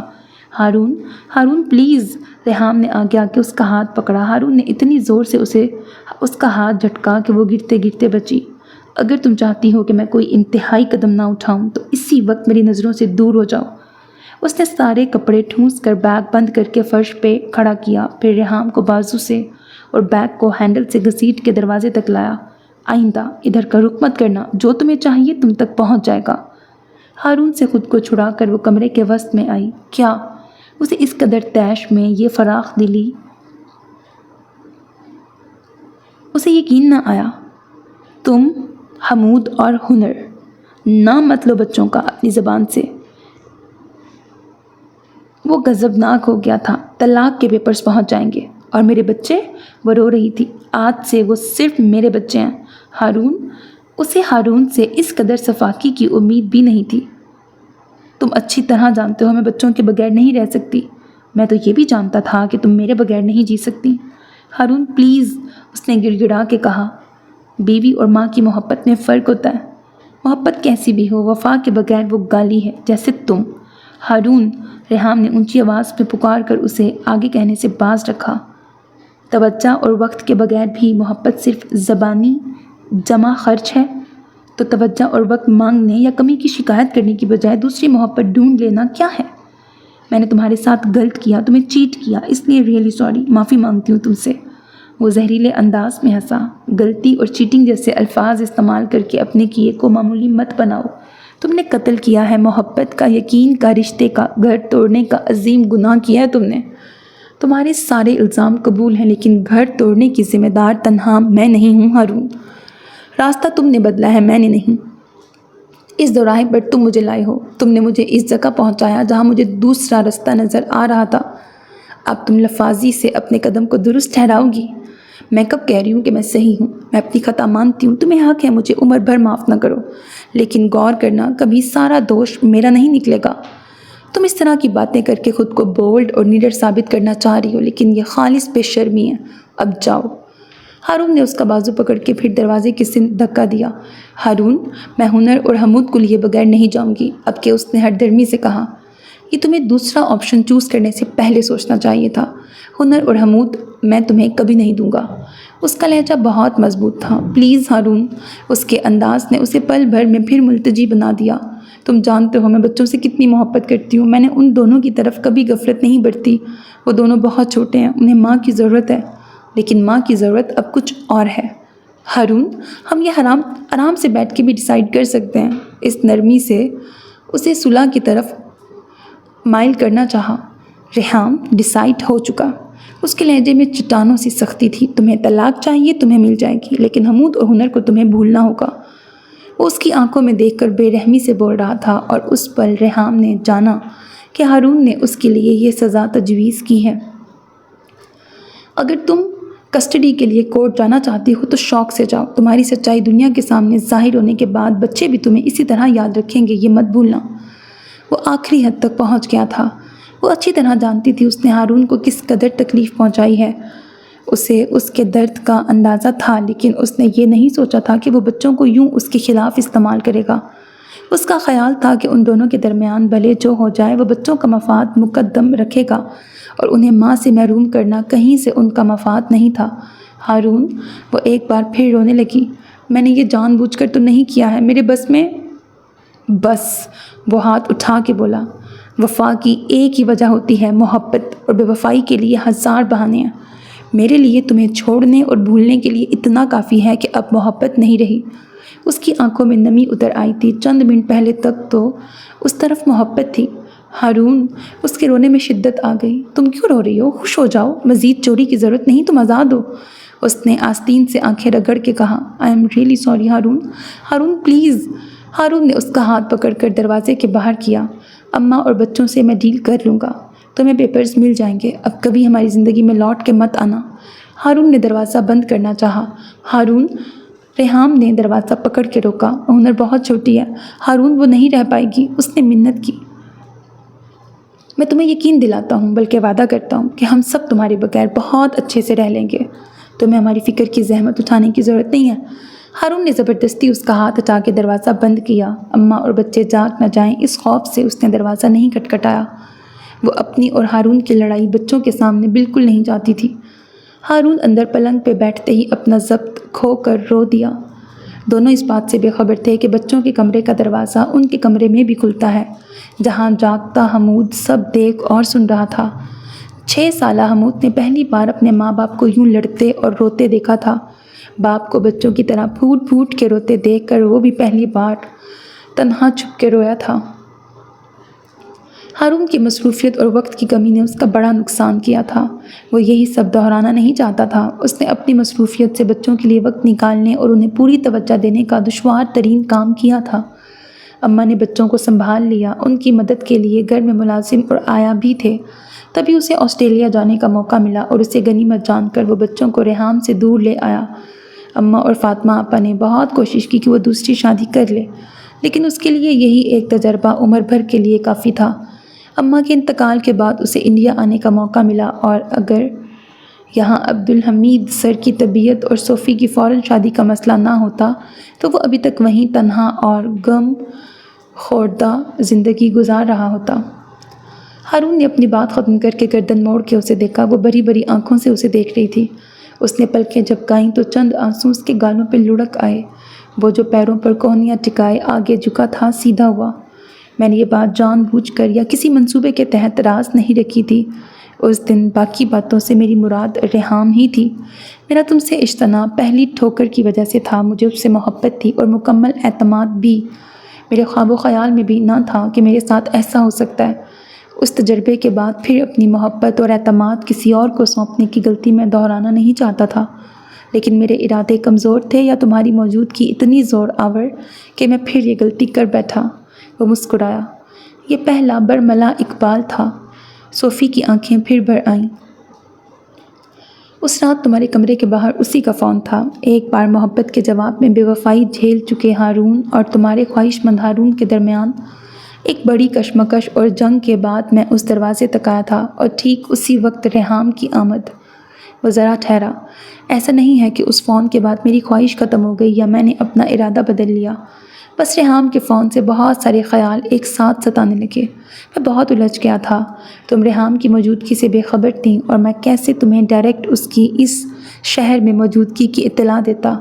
اس کی ضد ہے کہ میں اسے بچوں سے ملنے دوں، وہ ان کے رابطے میں رہنا چاہتی ہے۔ میں نہیں چاہتا تھا کہ یہ سب تمہارے سامنے اس طرح کھلے۔ میں پہلے ریحام سے نپٹنا چاہتا تھا۔ صوفی کو حمود اور ریحام کی ملاقات یاد آ گئی۔ وہ فوراً فیصلہ نہیں کر پائی کہ اسے ہارون کو اس بارے میں بتانا چاہیے یا نہیں۔ حمود تو خیر جانتا ہے، لیکن ہنر بالکل بے خبر ہے، اور میں نہیں چاہتا کہ اسے اس کی خبر بھی ہو۔ حمود اور ہنر کی زندگی میں ریحام کی کوئی جگہ نہیں ہے۔ اس کے لیے شاید دیر ہو چکی۔ صوفی نے دل میں سوچا، مجھے ریحام نے ہی فون کیا تھا کہ اسکول کے باہر تم دونوں کی ملاقات ہوئی ہے۔ میں اتنا سنتے ہی فوراً دوڑ آیا ہوں۔ میں نے کیوں اور کیسے بھی نہیں پوچھا، اب تم ہی بتا دو کہاں، کیوں اور کیسے۔ اسی وقت ہارون کا فون بج اٹھا۔ اس نے فون اٹھا کے دوسری طرف کی بات سنی اور پھر خود کے جلد ہی سینٹر پہنچنے کا یقین دلاتے ہوئے فون رکھ دیا۔ آپ جائیں، ہارون کے کچھ کہنے سے پہلے ہی اس نے کہا۔ تمہیں کچھ کہنا یا پوچھنا ہے تو ہم شام میں بات کریں گے۔ اسے پوچھنا تو بہت کچھ تھا، لیکن اس سے پہلے بہت کچھ سوچنا بھی تھا۔ آپ کا صبح والا آفر اب بھی موجود تو ہے نا؟ ہارون اس کی بات پر دھیرے سے ہنسا۔ میں جلد آنے کی کوشش کروں گا، نکلنے سے پہلے کال کرتا ہوں، تم ریڈی رہنا۔ آئی ہوپ تمہارا غصہ اور غلط فہمی دونوں دور ہو گئی ہے۔ غصہ اب بھی ہے۔ وہ کھڑی ہو گئی۔ وہ کیوں؟ اس نے بھی تقلید کی اور صوفے سے اٹھا۔ آپ ریحام کے فون والی بات مجھے اسی وقت بتا سکتے تھے، اور اگر ریحام کا ذکر نہیں کرنا تھا تب بھی چپ رہ کے مجھے سزا دینا کہیں سے درست نہیں تھا۔ گلٹی از چارجڈ، اس نے فوراً مان لیا۔ اس کے فون پر ٹیکسٹ موصول ہوا۔ اس کے ماتحت کا پیغام تھا، مجھے بھی جانا ہوگا۔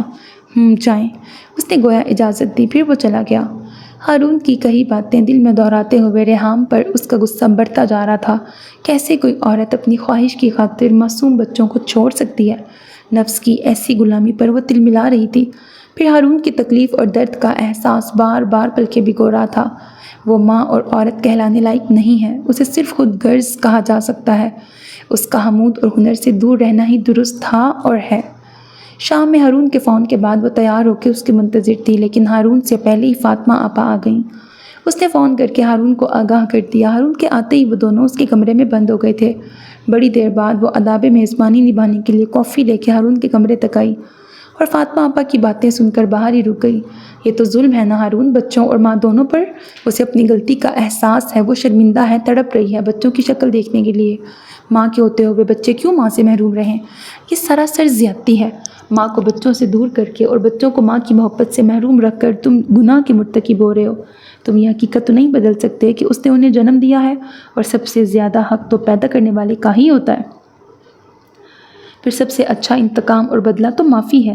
تم بھی درگزر کی راہ لو، معاف کر دو اسے۔ تم پڑھے لکھے کھلے ذہن کے مالک ہو، سالوں باہر رہ چکے ہو، مجھ سے زیادہ اچھے سے جانتے ہو یہ سب۔ وہ ریحام کی وکیل بن کے آئی تھیں۔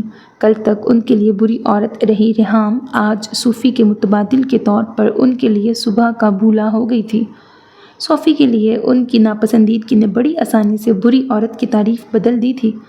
ہارون بھی ان کے ریحام کی حمایت کرنے پر معتجب تھا۔ تم نے اس سے محبت کی شادی کی تھی، جبکہ تمہاری یہ شادی ایک مرتے کے اطمینان کے لیے تھی۔ میں نے پہلے بھی کہا تھا تمہیں اس کا کوئی اور انتظام کر دو، اور ہو سکتا ہے قدرت نے تمہیں ایک موقع دیا ہے۔ آپا، ہارون نے قطع کلامی کی، تبھی صوفی ٹرے لیے اندر داخل ہوئی۔ فاطمہ آپا نے پہلو بدلا اور اس کے چہرے پر نظر پڑتے ہی ہارون کو افسوس ہوا کہ ایک بار پھر وہ فاطمہ آپا کی دل آزار باتیں سن چکی ہے۔ وہ ٹرے رکھ کر ان دونوں کی سمت نگاہ کیے بغیر ہی باہر نکل گئی۔ بڑی دیر تک وہ دونوں کمرے سے باہر نہیں نکلے، یہاں تک کہ حمود ہنر اور اس کا کھانا بھی ہو گیا۔ کھانے کے دوران حمود کو خاموش دیکھ کر اسے خیال آیا کہ ریحام کے متعلق اس سے بات کرنی چاہیے، لیکن پھر وہ سوچ کر رک گئی کہ ریحام اور حمود کی ملاقات کے متعلق پہلے ہارون سے بات کرنا ضروری ہے، اور زیادہ بہتر یہ ہوگا کہ ہارون خود ہی حمود سے بات کرے۔ ہنر کے سونے کے بعد اپنے کمرے سے باہر نکلی، اسی وقت ہارون فاطمہ آپا کو گیٹ تک چھوڑ کے واپس آ رہا تھا۔ کھانا؟ صوفی نے پوچھا۔ نہیں، بھوک نہیں ہے۔ وہ اس کے قریب آیا۔ تم ہمیشہ غلط وقت پر ہی دروازے اور کھڑکیوں کے پاس کیوں پہنچتی ہو؟ تاکہ اپنے متعلق سچ سن سکوں۔ سچ؟ تم ہمیشہ ایک فریق کی بات سن کے بھاگ نکلتی ہو، دوسرے کا سچ کہاں سنا کبھی؟ صوفی نے سر اٹھا کے ہارون کو دیکھا۔ ابھی سنا دیں؟ اس فرمائش پر وہ مسکرا کر مزید قریب ہوا، تبھی فون میں ریمائنڈر کی مخصوص رنگ شروع ہو گئی۔ ہارون نے فون پر ایک نظر ڈال کر رنگ بند کی۔ ہجر کو حوصلہ اور وصل کو فرصت درکار، ایک محبت کے لیے ایک جوانی کم ہے۔ اس نے شعر پڑھا۔ اس سائنسدان بندے کی زبان سے شعر؟ صوفی کو خوشی امیز حیرت نے گھیرا۔ ہارون نے آہ بھر کے صوفی کی پیشانی پر اپنی پیشانی ٹکائی۔ مجھے کچھ ضروری میل کرنی ہے اسی وقت، اس نے بے چارگی سے کہا۔ صوفی کو ہنسی آ گئی۔ صبح وہ پھر ناشتے کے ٹیبل پہ غیر حاضر تھا۔ حمود اور ہنر کے اسکول جانے کے بعد ذرا فرصت ملتے ہی اس نے اپنا فون اٹھایا تو وہاں ہارون کا پیغام تھا۔ شام میں ریحام سے مل کر یہ قصہ ختم کرنا ہے، اسی لیے سینٹر جلد جا رہا ہوں۔ مطمئن رہو، تمہارے گھر اور اس کے سکون کو کوئی خطرہ نہیں ہے۔ اس نے یہ مختصر ٹیکسٹ بار بار پڑھا اور پھر واقعی مطمئن ہو کر معمول کے کاموں میں لگ گئی۔ اس نے دوپہر کا کھانا بنایا، تب تک ملازمہ آ گئی۔ اپنی نگرانی میں گھر کی صفائی اور دیگر کام کروا کر اس نے ملازمہ کو رخصت کیا۔ پھر ڈرائیور کے ساتھ جا کر ہنر کو اسکول سے لے کر گھر آئی۔ ہنر کھانا کھا کر سوئی تو حافظ صاحب کے آنے سے پہلے اسے اٹھانا پڑا۔ اس دوران حمود بھی اسکول سے آ کر کھانے سے فارغ ہو چکا تھا۔ عربی کے بعد وہ دونوں اپنی کلاس کو چلے گئے۔ کچھ دیر سونے کے ارادے سے اپنے کمرے کی طرف جاتے ہوئے وہ حمود کے کمرے کے سامنے ذرا ٹھہری، پھر دروازہ کھول کے اندر آ گئی۔ حمود کا کمرہ دیگر کمروں کی بنسبت چھوٹا تھا۔ اس کے پاس بھی باپ کی طرح کتابوں کا ذخیرہ تھا۔ فرق اتنا تھا کہ یہاں تمام کتابیں سلیقے سے جمی تھیں۔ وہ آگے بڑھ کر کرسی پہ بیٹھ گئی۔ ریحام نے فون کر کے فوراً میرے متعلق خبر دی، تو کیا اپنی اور حمود کی ملاقات کا بھی بتا دیا ہوگا؟ اگر ایسا ہوتا تو مجھے ضرور بتایا ہوتا۔ جب خود کو اچھا ظاہر کرنا ہی تھا تو چوری چھپے ملنے کی ضرورت کیا تھی؟ یا میری ملاقات کا فون صرف اپنے پوائنٹس بڑھانے کے چکر میں کیا تھا اور دوسری طرف چپکے بیٹے کا برین واش کر رہی ہے؟ کیا حمود اس معاملے میں اپنی ماں کا ساتھ دے گا؟ اگر حمود ریحام کے ساتھ جانے اور رہنے کو تیار ہو گیا تو وہ واپس US جانے کی بات بھی تو کر رہا تھا۔ وہ اپنی ماں کے قریب رہنا چاہتا ہے، اسی لیے اس نے ہنر کی طرح مجھے مما بھی نہیں کہا۔ وہ لاکھ سمجھدار صحیح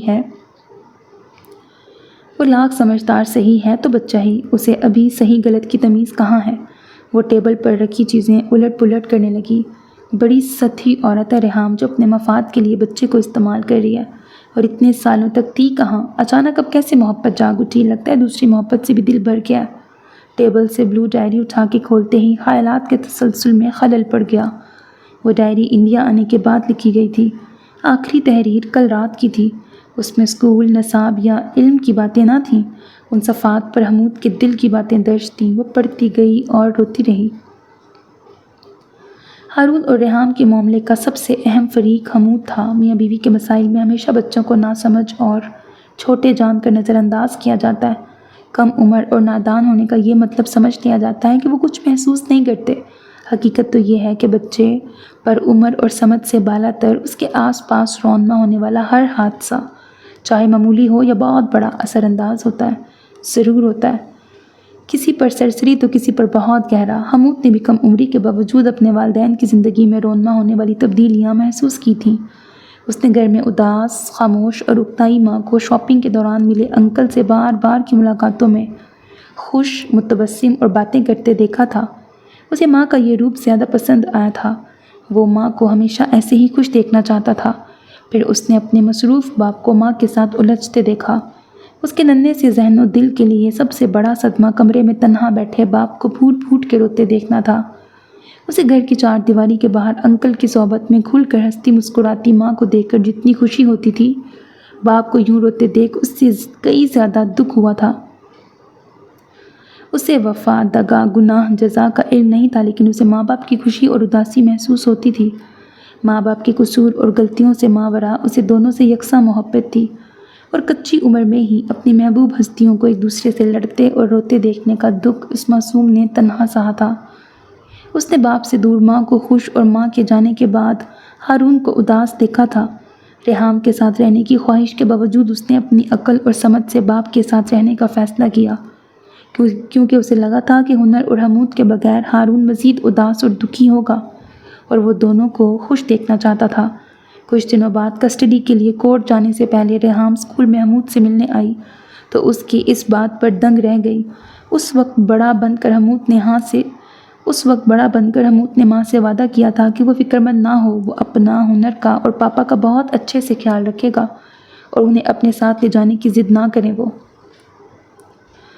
ریحام کی دوسری شادی کر لینے کے بعد بھی ان دونوں میں فون کے ذریعے رابطہ تھا، لیکن ایک دن دادی کو خبر ہو گئی اور انہوں نے اسے سمجھانے کے ساتھ ساتھ ریحام سے جانے کیا بات کی کہ ریحام نے آخری بار فون پر ڈھیروں باتیں کرنے کے بعد اسے سمجھایا کہ اب وہ ایک دوسرے کو فون نہیں کریں گے۔ ہارون کی صوفی سے شادی کے بعد اسے یہ خدشہ تھا کہ پھر وہی کہانی نہ دہرائی جائے، لیکن جلد ہی اس نے اپنے باپ میں تبدیلیاں نوٹ کی تھیں۔ ہارون کے ساتھ ساتھ وہ بھی صوفی کو قبول کر کے خوش تھا، اور اب ریحام کی آمد نے اسے اسی دوراہے پر لا کھڑا کیا تھا۔ اس کی آخری تحریر ماں سے محبت، اس سے دوری کے دکھ اور اس کے ساتھ رہنے کی حسرت سے بری تھی۔ اس کے باوجود اس سمجھدار بچے نے اپنی خواہش رد کر کے اپنے باپ کی خوشی کو چنا تھا۔ اس نے ایک بار پھر اپنی ماں کو مایوس کرنے کا فیصلہ کیا تھا۔ ان صفحات پر ماں سے دوری کا کرب، اس کی یاد میں نکلے آنسو اور باپ کی تنہائی کا افسوس بکھرا تھا، اور یہ سب اس 11 سالہ بچے نے لکھا تھا جس کے بے فکری اور موج مستی کے دن تھے، جس عمر میں اسے اپنے ہم عمروں کے ساتھ کھیل کود میں مگن ہونا چاہیے تھا۔ اس عمر میں وہ بڑوں کے نصیب کے کھیل کی گتھیوں میں الجھا تھا۔ اس نے ڈائری میں صوفی اور ہارون کی محبت کو بھی لکھا تھا۔ اسے سب کے دل کی خبر تھی، لیکن اس کے دل کی کسی کو خبر نہیں تھی۔ صوفی ڈائری سینے سے لگائے رو رہی تھی۔ والدین سے محبت کی قیمت ادا کرنے کے لیے وہ 11 سالہ بچہ اپنی خواہشات داؤ پہ لگا رہا تھا اور کسی کو خبر بھی نہ تھی۔ دنیا کے لیے یہ بہت پیچیدہ مسئلہ ہو، لیکن حمود کی ڈائری میں اس کی سوچ بہت واضح تھی۔ اس کے لیے والدین کے ہنستے مسکراتے چہرے اور ان کی خوشی مقدم تھی۔ اس کے لیے ریحام بہت اچھی ماں اور ہارون بہت اچھا باپ تھا۔ وہ ایک دوسرے کے لیے کیسے میاں بیوی ثابت ہوئے تھے، اس سے ان کے اچھے والدین ہونے پہ کوئی اثر نہیں پڑا تھا۔ اس بچے کی سوچ دنیا داری سے آلودہ نہیں ہوئی تھی، اسے اپنی سوچ پر شرمندگی ہو رہی تھی، کیونکہ کچھ دیر پہلے ہی اس کے اندر یہ ناز ابھرا تھا کہ ریحام سے اچھی ماں تو وہ ثابت ہوئی ہے جسے چند مہینوں میں ہی حمود اور ہنر سے اس قدر محبت ہو گئی ہے، اور اگلے ہی پل اس نے ریحام کو بری اور بد کردار عورت مان لیا تھا، جو پیدا کرنے کے باوجود بھی ان بچوں سے اس طرح محبت نہ کر سکی اور چھوڑ کے چلی گئی، ان کی پرواہ نہ کی۔ اس نے سنبھل کر اپنے آنسو صاف کیے۔ اب اسے ہارون اور ریحام دونوں پر بہت غصہ آ رہا تھا۔ ان کا بچوں سے محبت کا دعویٰ میرا زبانی جمع خرچ تھا۔ بظاہر بچوں کے لیے لڑ رہے تھے، مگر حقیقتاً اولاد کو مکمل نظر انداز کیا ہوا تھا۔ وہ کچھ فیصلہ کر کے حمود کی ڈائری لیے ہارون کے کمرے میں آئی۔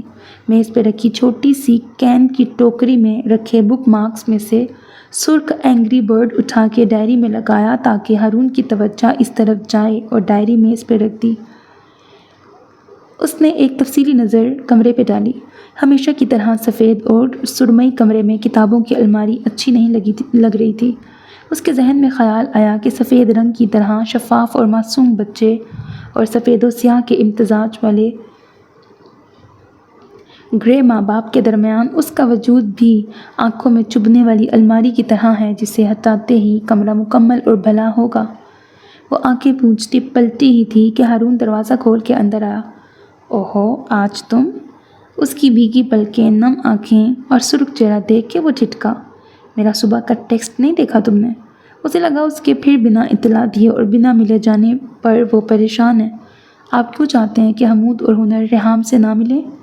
ہاں، ہارون کے لیے صوفی کا حلیہ کم پریشان کن نہ تھا کہ اس پر بنا دعا سلام اور تمہید کے یہ اچانک اور عجیب سوال۔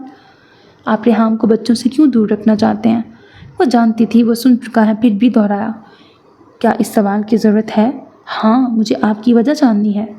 اس نے افیئر کے بعد مجھ سے طلاق لے لی اور تمہیں وجہ جاننا ہے کہ میں اسے اپنے بچوں سے دور کیوں رکھنا چاہتا ہوں۔ افیئر اور طلاق کے مطالبے پر ثابت ہوا کہ وہ وفادار اور اچھی بیوی نہ تھی، لیکن کیا اچھی ماں کے لیے اچھی بیوی ہونا ضروری نہیں؟ لازمی نہیں۔ حمود نے اس کی سوچ کو نیا زاویہ عطا کیا تھا۔ ہارون نے الجھ کر صوفی کو دیکھا۔ تو تم کہنا چاہ رہی ہو کہ میرا بچوں کو ریحام سے دور رکھنا غلط ہے؟ ہارون کے لہجے میں بے یقینی تھی۔ آپ کے نزدیک یہ صحیح کیوں ہے؟ صوفی، وہ آگے بڑھ کے اس کے مقابل آیا، میں تمہیں ساری داستان سنا چکا ہوں، اس کے بعد تمہارا یہ سوال میری سمجھ سے باہر ہے۔ اس کی آنکھوں میں تشویش تھی۔ جو بھی ہے کھل کر کہو تاکہ میں بھی کچھ سمجھ سکوں۔ بحیثیت میاں بیوی آپ دونوں میں کون صحیح تھا اور کون غلط تھا، یہ فیصلہ کرتے وقت میرا جانبدار ہونا فطری ہے شاید، لیکن یہ بھی سچ ہے کہ رشتے ٹوٹنے اور ختم ہونے کے ذمہ دار دونوں فریق ہوتے ہیں، کوئی کم تو کوئی زیادہ۔ اس وقت آپ کا ہرٹ ہونا، غصہ ہونا سب جائز تھا کہ آپ کے ساتھ غلط ہوا تھا، زیادتی ہوئی تھی۔ مجھے افسوس اس بات کا ہے کہ اس کے بعد سارے فیصلے آپ نے بطور شوہر کیے، بحیثیت باپ نہیں۔ اور تمہارے خیال میں بحیثیت باپ میرا فیصلہ مختلف ہوتا؟ اس نے اس بات میں سر ہلایا۔ اور کیا ہوتا وہ فیصلہ؟ اس کی آواز میں اب غصے کا عنصر چھلک رہا تھا۔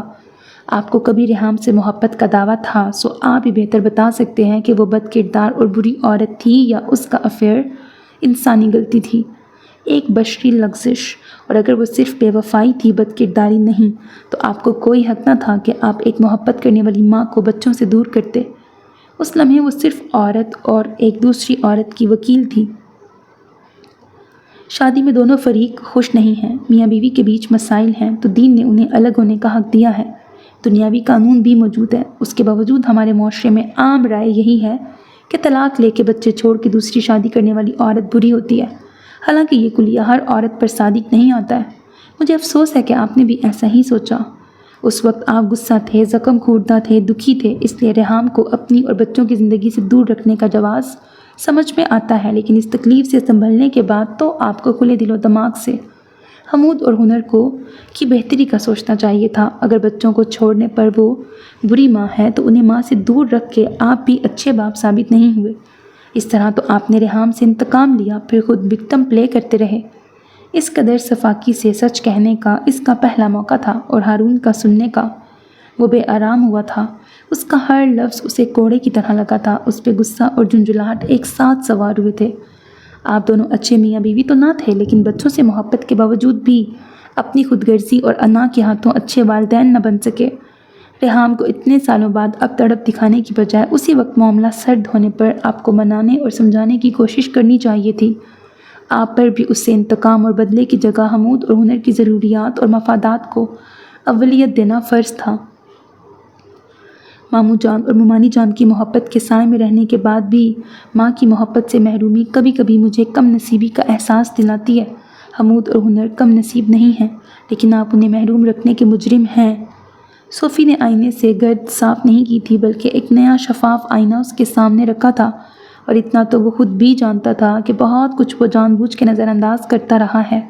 صوفی کی باتیں سچ سہی، لیکن اپنی دانست میں وہ اب بھی حق بجانب تھا۔ اس کا درد اور اس پہ بیتی کو سمجھنا کسی اور کے بس کا نہ تھا۔ اس کے ماتھے اور گردن کی رگیں اس کے اندر اٹھ رہے ابال کی مظہر تھیں۔ وہاں آپ کے لیے کچھ رکھا ہے۔ صوفی نے میز پر حمود کی ڈائری کی طرف اشارہ کیا۔ اس کے بعد آپ کے لیے فیصلہ کرنا آسان ہوگا۔ اس نے آخری بار استحقاق بھری نظر ہارون کے چہرے پہ ڈالی اور دروازے کی سمت بڑھی۔ صوفی، صوفی! وہ اس کے پیچھے لپکا ہی تھا کہ چونک کے پلٹا۔ میز پہ دھری چیزوں میں اضافہ وہ بلیو ڈائری تھی۔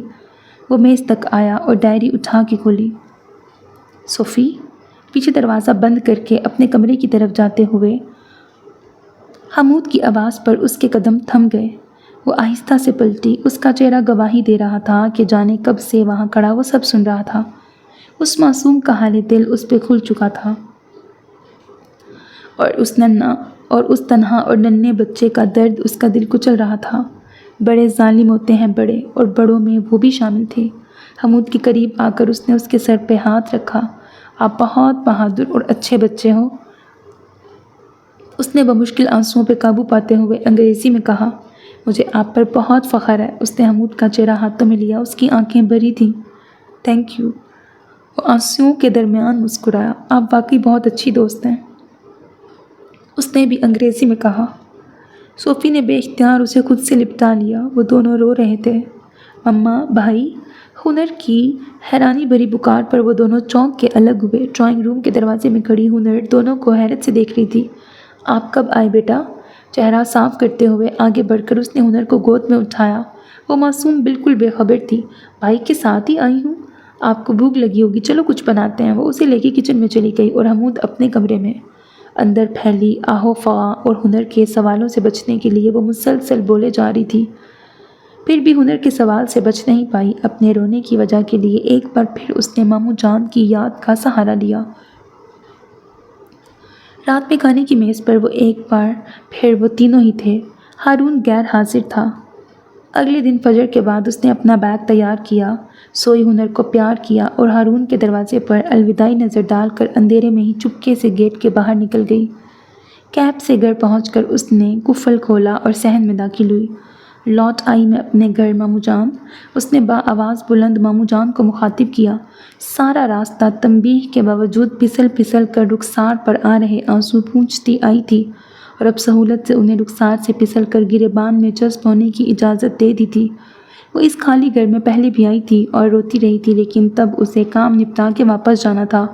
اس بار ایسی کوئی بندش تھی، نہ ہی واپسی کی گنجائش۔ وہ بیگ گھسیٹتے ہوئے ہال میں آئی اور ماموں جان کی دیوان سے چادر ہٹا کر وہاں لیٹ گئی۔ اب آنسو تکیے میں گم ہو رہے تھے۔ صفوان گھر کی صفائی کرواتا رہا تھا، اس لیے گھر تو غبار نہ تھا۔ کتنی دیر یوں روتے ہوئے گزری، پھر پیٹ نے دہائیاں شروع کر دیں کہ کب تک صرف دل کے تقاضے پورے کرو گی، ادھر بھی توجہ دو۔ وہ نظر انداز کرتے ہوئے لیٹی رہی۔ اب اس کا دھیان بھٹک بھٹک کر اس گھر کی طرف جا رہا تھا جو وہ چھوڑ آئی تھی۔ سب بیدار ہو گئے ہوں گے، آج چھٹی ہے، پھر بھی سبھی 8 بجے تک جاگنے کے عادی ہیں۔ ہنر اسے ڈھونڈ رہی ہوگی، حمود شاید سمجھ گیا ہوگا کہ وہ چلی گئی ہے، اور وہ اٹھ کے بیٹھ گئی۔ صفوان کو فون کیا کہ وہ گھر آئی ہے اور وہ اس کے لیے ناشتہ بنانے کے لوازمات لے آئے۔ اس نے رات میں بھی کھانا نہیں کھایا تھا، اس لیے اب بھوک شدت اختیار کرتی جا رہی تھی۔ آخر وہ اٹھ کر کچن میں آئی اور ڈبے کھول کر کچھ کھانے کے لیے تلاش کرنے لگی۔ 4-5 ڈبوں کی ناکامی کے بعد ایک ڈبے میں بسکٹ کا پیکٹ مل گیا۔ اس نے ایکسپائری ڈیٹ دیکھے بغیر ہی گلاس میں پانی لیا اور بسکٹ کا پیکٹ لے کر ہال میں آئی۔ تبھی خارجی دروازے پر دستک ہوئی۔ وہ گلاس اور پلیٹ تپائی پر رکھ کر دروازہ کھولنے صحن میں آئی۔ اتنی دیر لگا دی تم نے؟ صف دروازہ پورا کھلتے ہی اس کا منہ بند ہو گیا۔ ٹریفک چیمبور سے یہاں تک کا فاصلہ اور روڈز کی کنڈیشن کے لحاظ سے تو میں ٹھیک ٹھاک وقت پہ پہنچا ہوں۔ ہارون نے پہلے کلائی پہ بندی گھڑی پر نظر ڈالی، پھر اسے دیکھتے ہوئے کہا۔ اس کی زبان کو بریک لگا تھا مگر دل کا ایکسلریٹر فل تھا۔ تمہیں تبدیلیاں تو بہت آئی ہیں مگر گھر آئے مہمان سے تمہارا برتاؤ اب بھی پہلے دن اتنا ہی برا ہے، پہلے دن جتنا ہی برا ہے۔ صوفی نے دروازے کے دونوں پٹ سے ہاتھ ہٹائے اور اندر چلی آئی۔ ہارون نے تقلید کی۔ ہارون نے میز پہ رکھے گلاس اور بسکٹ کو دیکھا، پھر دیوان کے قریب رکھے اس کے بیگ کو۔ کیوں آئے ہیں آپ یہاں؟ وہ اس سے دور جا کے کھڑی تھی۔ ہارون کو دیکھتے ہی اپنے رخسار کا احساس اسے پھر ہارون کو دیکھتے ہی اپنے خسارے کا احساس اسے پھر جذباتی کر رہا تھا اور وہ رو کر اسے یہ نہیں بتانا چاہتی تھی کہ یہ فیصلہ اس کے لیے کس قدر مشکل ہے۔ تمہارے سوال کا جواب دینے؟ وہ قریب آیا۔ اب اس کی کوئی ضرورت نہیں۔ وہ کیوں؟ صوفی خاموش رہی۔ منہ کھولتے ہی آنکھوں کے بند ٹوٹنے کا خطرہ جو تھا۔ ہارون کچھ پل ضبط کی کوشش میں سرخ ہوتی ناک اور بار بار جھلکتی پلکیں دیکھتا رہا۔ تم بڑی بے رحمی اور صفاکی سے آئینہ دکھاتی ہو۔ اس کے سرگوشی نما بات پر صوفی نے سر اٹھا کے اسے دیکھا۔ ایک اور خاص خوبی ہے تمہاری۔ اب اس کا انداز بدلا تھا۔ تمہارا سچ کہنے کا انداز ایسا ہے کہ اچھا خاصا صابر بندہ بھی طیش میں آ جائے۔ صوفی جو کسی نفیس اور نرم بات کی امید کر رہی تھی اسے گھورنے لگی۔ وہ ہلکے سے مسکرایا، پھر سنجیدہ ہوا۔ تھینک یو اس صفاکی اور بے رحمی کے لیے۔ ایک ہی چھت کے نیچے رہتے اور حمود کو جاننے اور اس سے محبت کا دعویٰ کرنے کے بعد کل اس کی ڈائری پڑھ کر میں نے جانا کہ کس قدر ناکام انسان ہوں میں نے ہمیشہ اس کی غیر معمولی ذہانت اور سمجھداری پر فخر کیا، لیکن کبھی غور نہیں کیا کہ قدرت کے اس تحفے کی وجہ سے اس کے قریب رونما ہو رہے واقعات اور حالات کا اثر بھی اس پر غیر معمولی ہوتا رہا ہے۔ آسان تربیت، تحفظ اور ماحول کے ساتھ ساتھ میں اسے وہ اعتماد اور ساتھ دینا بھول گیا جو اسے ڈائری کی بجائے میرے سامنے اپنا دل کھولنے پہ مجبور کرتا۔ سچ کہوں تو کل سے پہلے میرا اس طرف دھیان ہی نہیں گیا کہ حمود کا کوئی قریبی دوست نہیں ہے۔ وہ طنزیہ ہنسا۔ اس کی تنہائی محسوس کرنا تو دور کی بات، وہ اپنی کمیاں، کوتاہیاں اور غلطیاں مانتا جا رہا تھا۔ اس کی آنکھیں نم تھیں۔ وہ ٹھہر کر ذرا سنبھلا، پھر گویا ہوا۔ ایک دن اور ایک دفعہ کی بات میں تبدیلی نہیں آئے گی۔ پھر بھی یہاں آنے سے پہلے میں باپ بیٹے کے درمیان پل کی بنیاد رکھ آیا ہوں۔ صوفی کو یک گونا سکون محسوس ہوا تھا۔ ریحام کے متعلق تم نے ٹھیک کہا تھا۔ اس کی زیادتی اور غلطی کے جواب میں نے بھی غلطی اور زیادتی کی۔ میں ماں کے ہوتے ہوئے بچوں کو اس کی محبت اور قربت سے محروم رکھنے کا قصوروار ہوں۔ میں اس غلطی کو درست کرنے کو تیار ہوں۔ صوفی کو غصہ آیا۔ کتنے آرام سے وہ اس کے مقابل اعتراف کر رہا تھا۔ رتی برابر اس کی پرواہ نہ تھی۔ سطح چشم پہ نمی کا توازن پھر بگڑا اور وہ پلکیں جھپک کر خود کو عیاں ہونے سے روکنے لگی۔ ہارون درمیان کا قدم بھر کا فاصلہ مٹا کے بالکل اس کے سامنے آیا۔ اب تم بتاؤ، بنا کچھ کہے چوری چھپے یہاں کیوں چلی آئیں؟ ذرا دیر پہلے اعتراف تقصیرات کا دشوار مرحلہ طے کرنے سے پہلے اگر وہ یہ سوال کرتا تو وہ بڑا دھواں دھار جواب دیتی، لیکن اب اس کے سوالیہ ہنکار پر اس نے شاکی نظروں سے اسے دیکھا۔ ابھی آپ نے تسلیم کیا ہے کہ ریحام اور بچوں کو ایک دوسرے سے دور نہیں رہنا چاہیے۔ ہارون اس کے مزید کچھ کہنے کے انتظار میں رکا رہا، لیکن وہ چپ رہی تو اس نے استفسار کیا، تو میرا وہاں کیا کام؟ اس کی مختصر بات کا مطلب سمجھنے کے لیے ہارون کو ذرا وقت لگا تھا۔ واہ! اس نے جلد ہی اپنی حیرت پر قابو پایا۔ کل مجھے تانا دیا جا رہا تھا کہ میں نے رائے عامہ کو اپنا خیال بنا لیا، اور یہ کیا ہے؟ صوفی خاموش رہی۔ ریحام اور بچوں کے ملنے سے تمہاری موجودگی کس طرح متاثر ہوگی، ذرا سمجھانا مجھے۔ اس کی ہمت جواب دے گئی اور صبر ٹوٹ گیا۔ صوفی، ہارون نے اس کے گال پہ لڑک رہے آنسوؤں کو اپنی انگلیوں سے روکا، یہ بھی غلط رائے عامہ ہے کہ ریحام اور بچوں کے ملنے کی ایک ہی شرط ہے کہ ہم ساتھ رہیں، اور اس سے بری بات یہ کہ تم نے سوچ لیا کہ ریحام واقعی بری عورت ہے جو دوسرا شوہر چھوڑ کر اپنے ایکس کے پاس آئی ہے۔ صوفی نے نظر اٹھا کے ہارون کو دیکھا۔ ریحام اپنے شوہر کے ساتھ اب بھی US میں رہتی ہے اور اس کے جڑواں بچے ہیں، ایک بیٹا اور ایک بیٹی۔ ہارون کا انداز جتانے والا تھا۔ صوفی کو لگا اسے ہفتے اقلیم کی دولت مل گئی ہے۔ اگلے پل اس نے ملامت سے خود کو لتاڑا، یعنی حد ہے، میں نے کیسے سوچ لیا کہ اس میں تمہارا قصور نہیں۔ ہارون نے جیسے اس کا خیال سن لیا، یہ تمہارا لو IQ کا کمال ہے۔ وہ ناراضگی کے اظہار کے لیے پیچھے ہوئی۔ میں حمود کے کہنے پہ سیدھا یہاں پہنچا ہوں، ابھی ریحام سے آپ خود سے نہیں حمود کے مشورے پہ آئے ہیں؟ اس کے اندر کی بیوی جاگی۔ ہارون نے اس کے انداز اور شکایتی لہجے کو انجوائے کیا تھا۔ اس کا تبسم دیکھ کر وہ جزبز ہوئی۔ جب بھی تم سے کچھ کہنے یا کرنے کے لیے بات پہ اٹھا رکھتا ہوں، وہ بات آتا ہی نہیں ہے۔ وہ پھر اس کے قریب ہوا، اس لیے میں ابھی اور اسی وقت۔ وہ اس کی کمر میں ہاتھ ڈال ہی رہا تھا کہ صوفی پیچھے ہٹی۔ اس وقت مجھے بہت بھوک لگی ہے۔ اس نے ایک ہاتھ پیٹ پہ رکھا اور دوسرے ہاتھ سے اسے قریب آنے سے روکا۔ فی الحال کھانے کے علاوہ مجھے کچھ اچھا نہیں لگے گا۔ آپی، ہال کے دروازے میں کھڑے صفوان نے جھجک کے پکارا۔ صوفی نے جھٹ دونوں ہاتھ سیدھے کیے۔ آپ کا ناشتہ؟ وہ غریب باہر کے کھلے دروازے سے جانے کا بندر آیا تھا۔ مجھے لگا صرف آپ ہیں، اس لیے آپ کا ہی ناشتہ لایا ہوں۔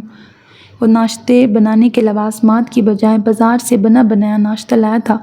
کوئی بات نہیں، ہم دونوں مل کے کر لیں گے۔ ہارون نے اس کے ہاتھ سے لفافے اور تھیلیاں لیتے ہوئے کہا۔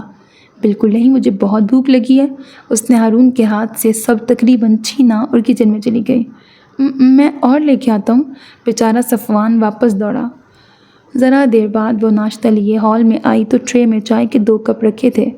بعد کے مراحل میں سب سے مشکل کام ہنر کو ریحام سے متعارف کرانا تھا۔ اسے اپنی ممی سے ملنا ہے۔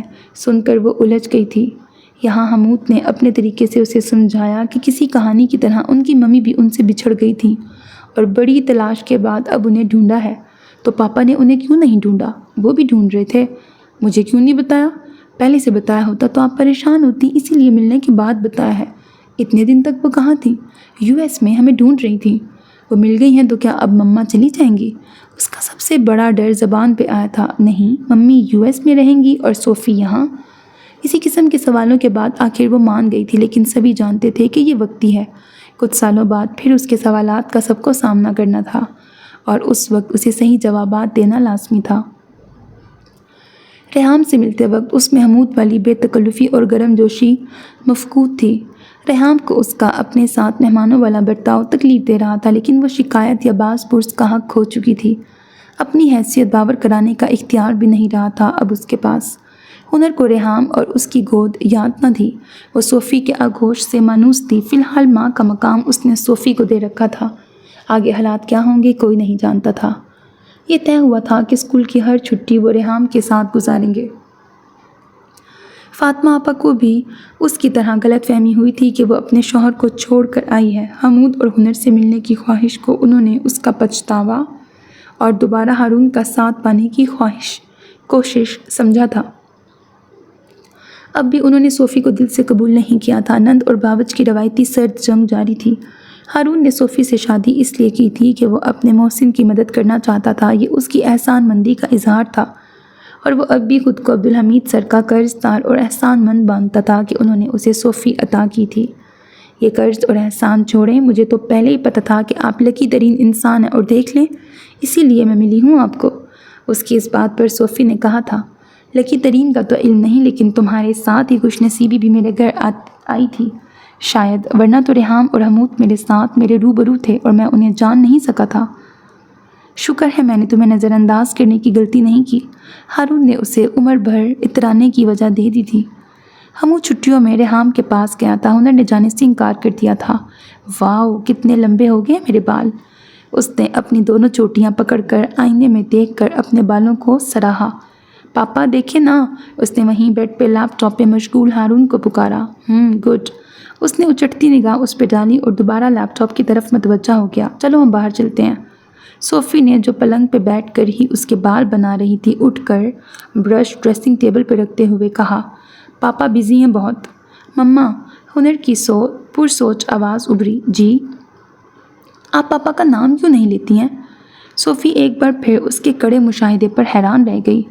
मेरे सब फ्रेंड्स की मम्मा उनके पापा को नाम से बुलाती हैं। वह लाख कोशिश के बावजूद अभी तक उसका नाम लेकर नहीं पुकारती या बुलाती थी। बुज़ुर्गों को नाम से बुलाना बैड मैनर्स होता है। सोफ़ी ने शरारत से हारून की कनपटी पर नज़र आ रहे ग्रे बालों की तरफ इशारा करते हुए कहा। हारून ने ऐनक के ऊपर से उसे घूरा। क्या? हुनर को खाक समझा। तभी हारून के फ़ोन पर वीडियो कॉल आने लगी। भाई हैं। हुनर ने फ़ौरन फ़ोन उठाया और ड्राइंग रूम की तरफ भागी, जहाँ सिग्नल ज़्यादा मजबूत होता था। हारून ने लैपटॉप बंद किया और चश्मा उतार के रखा।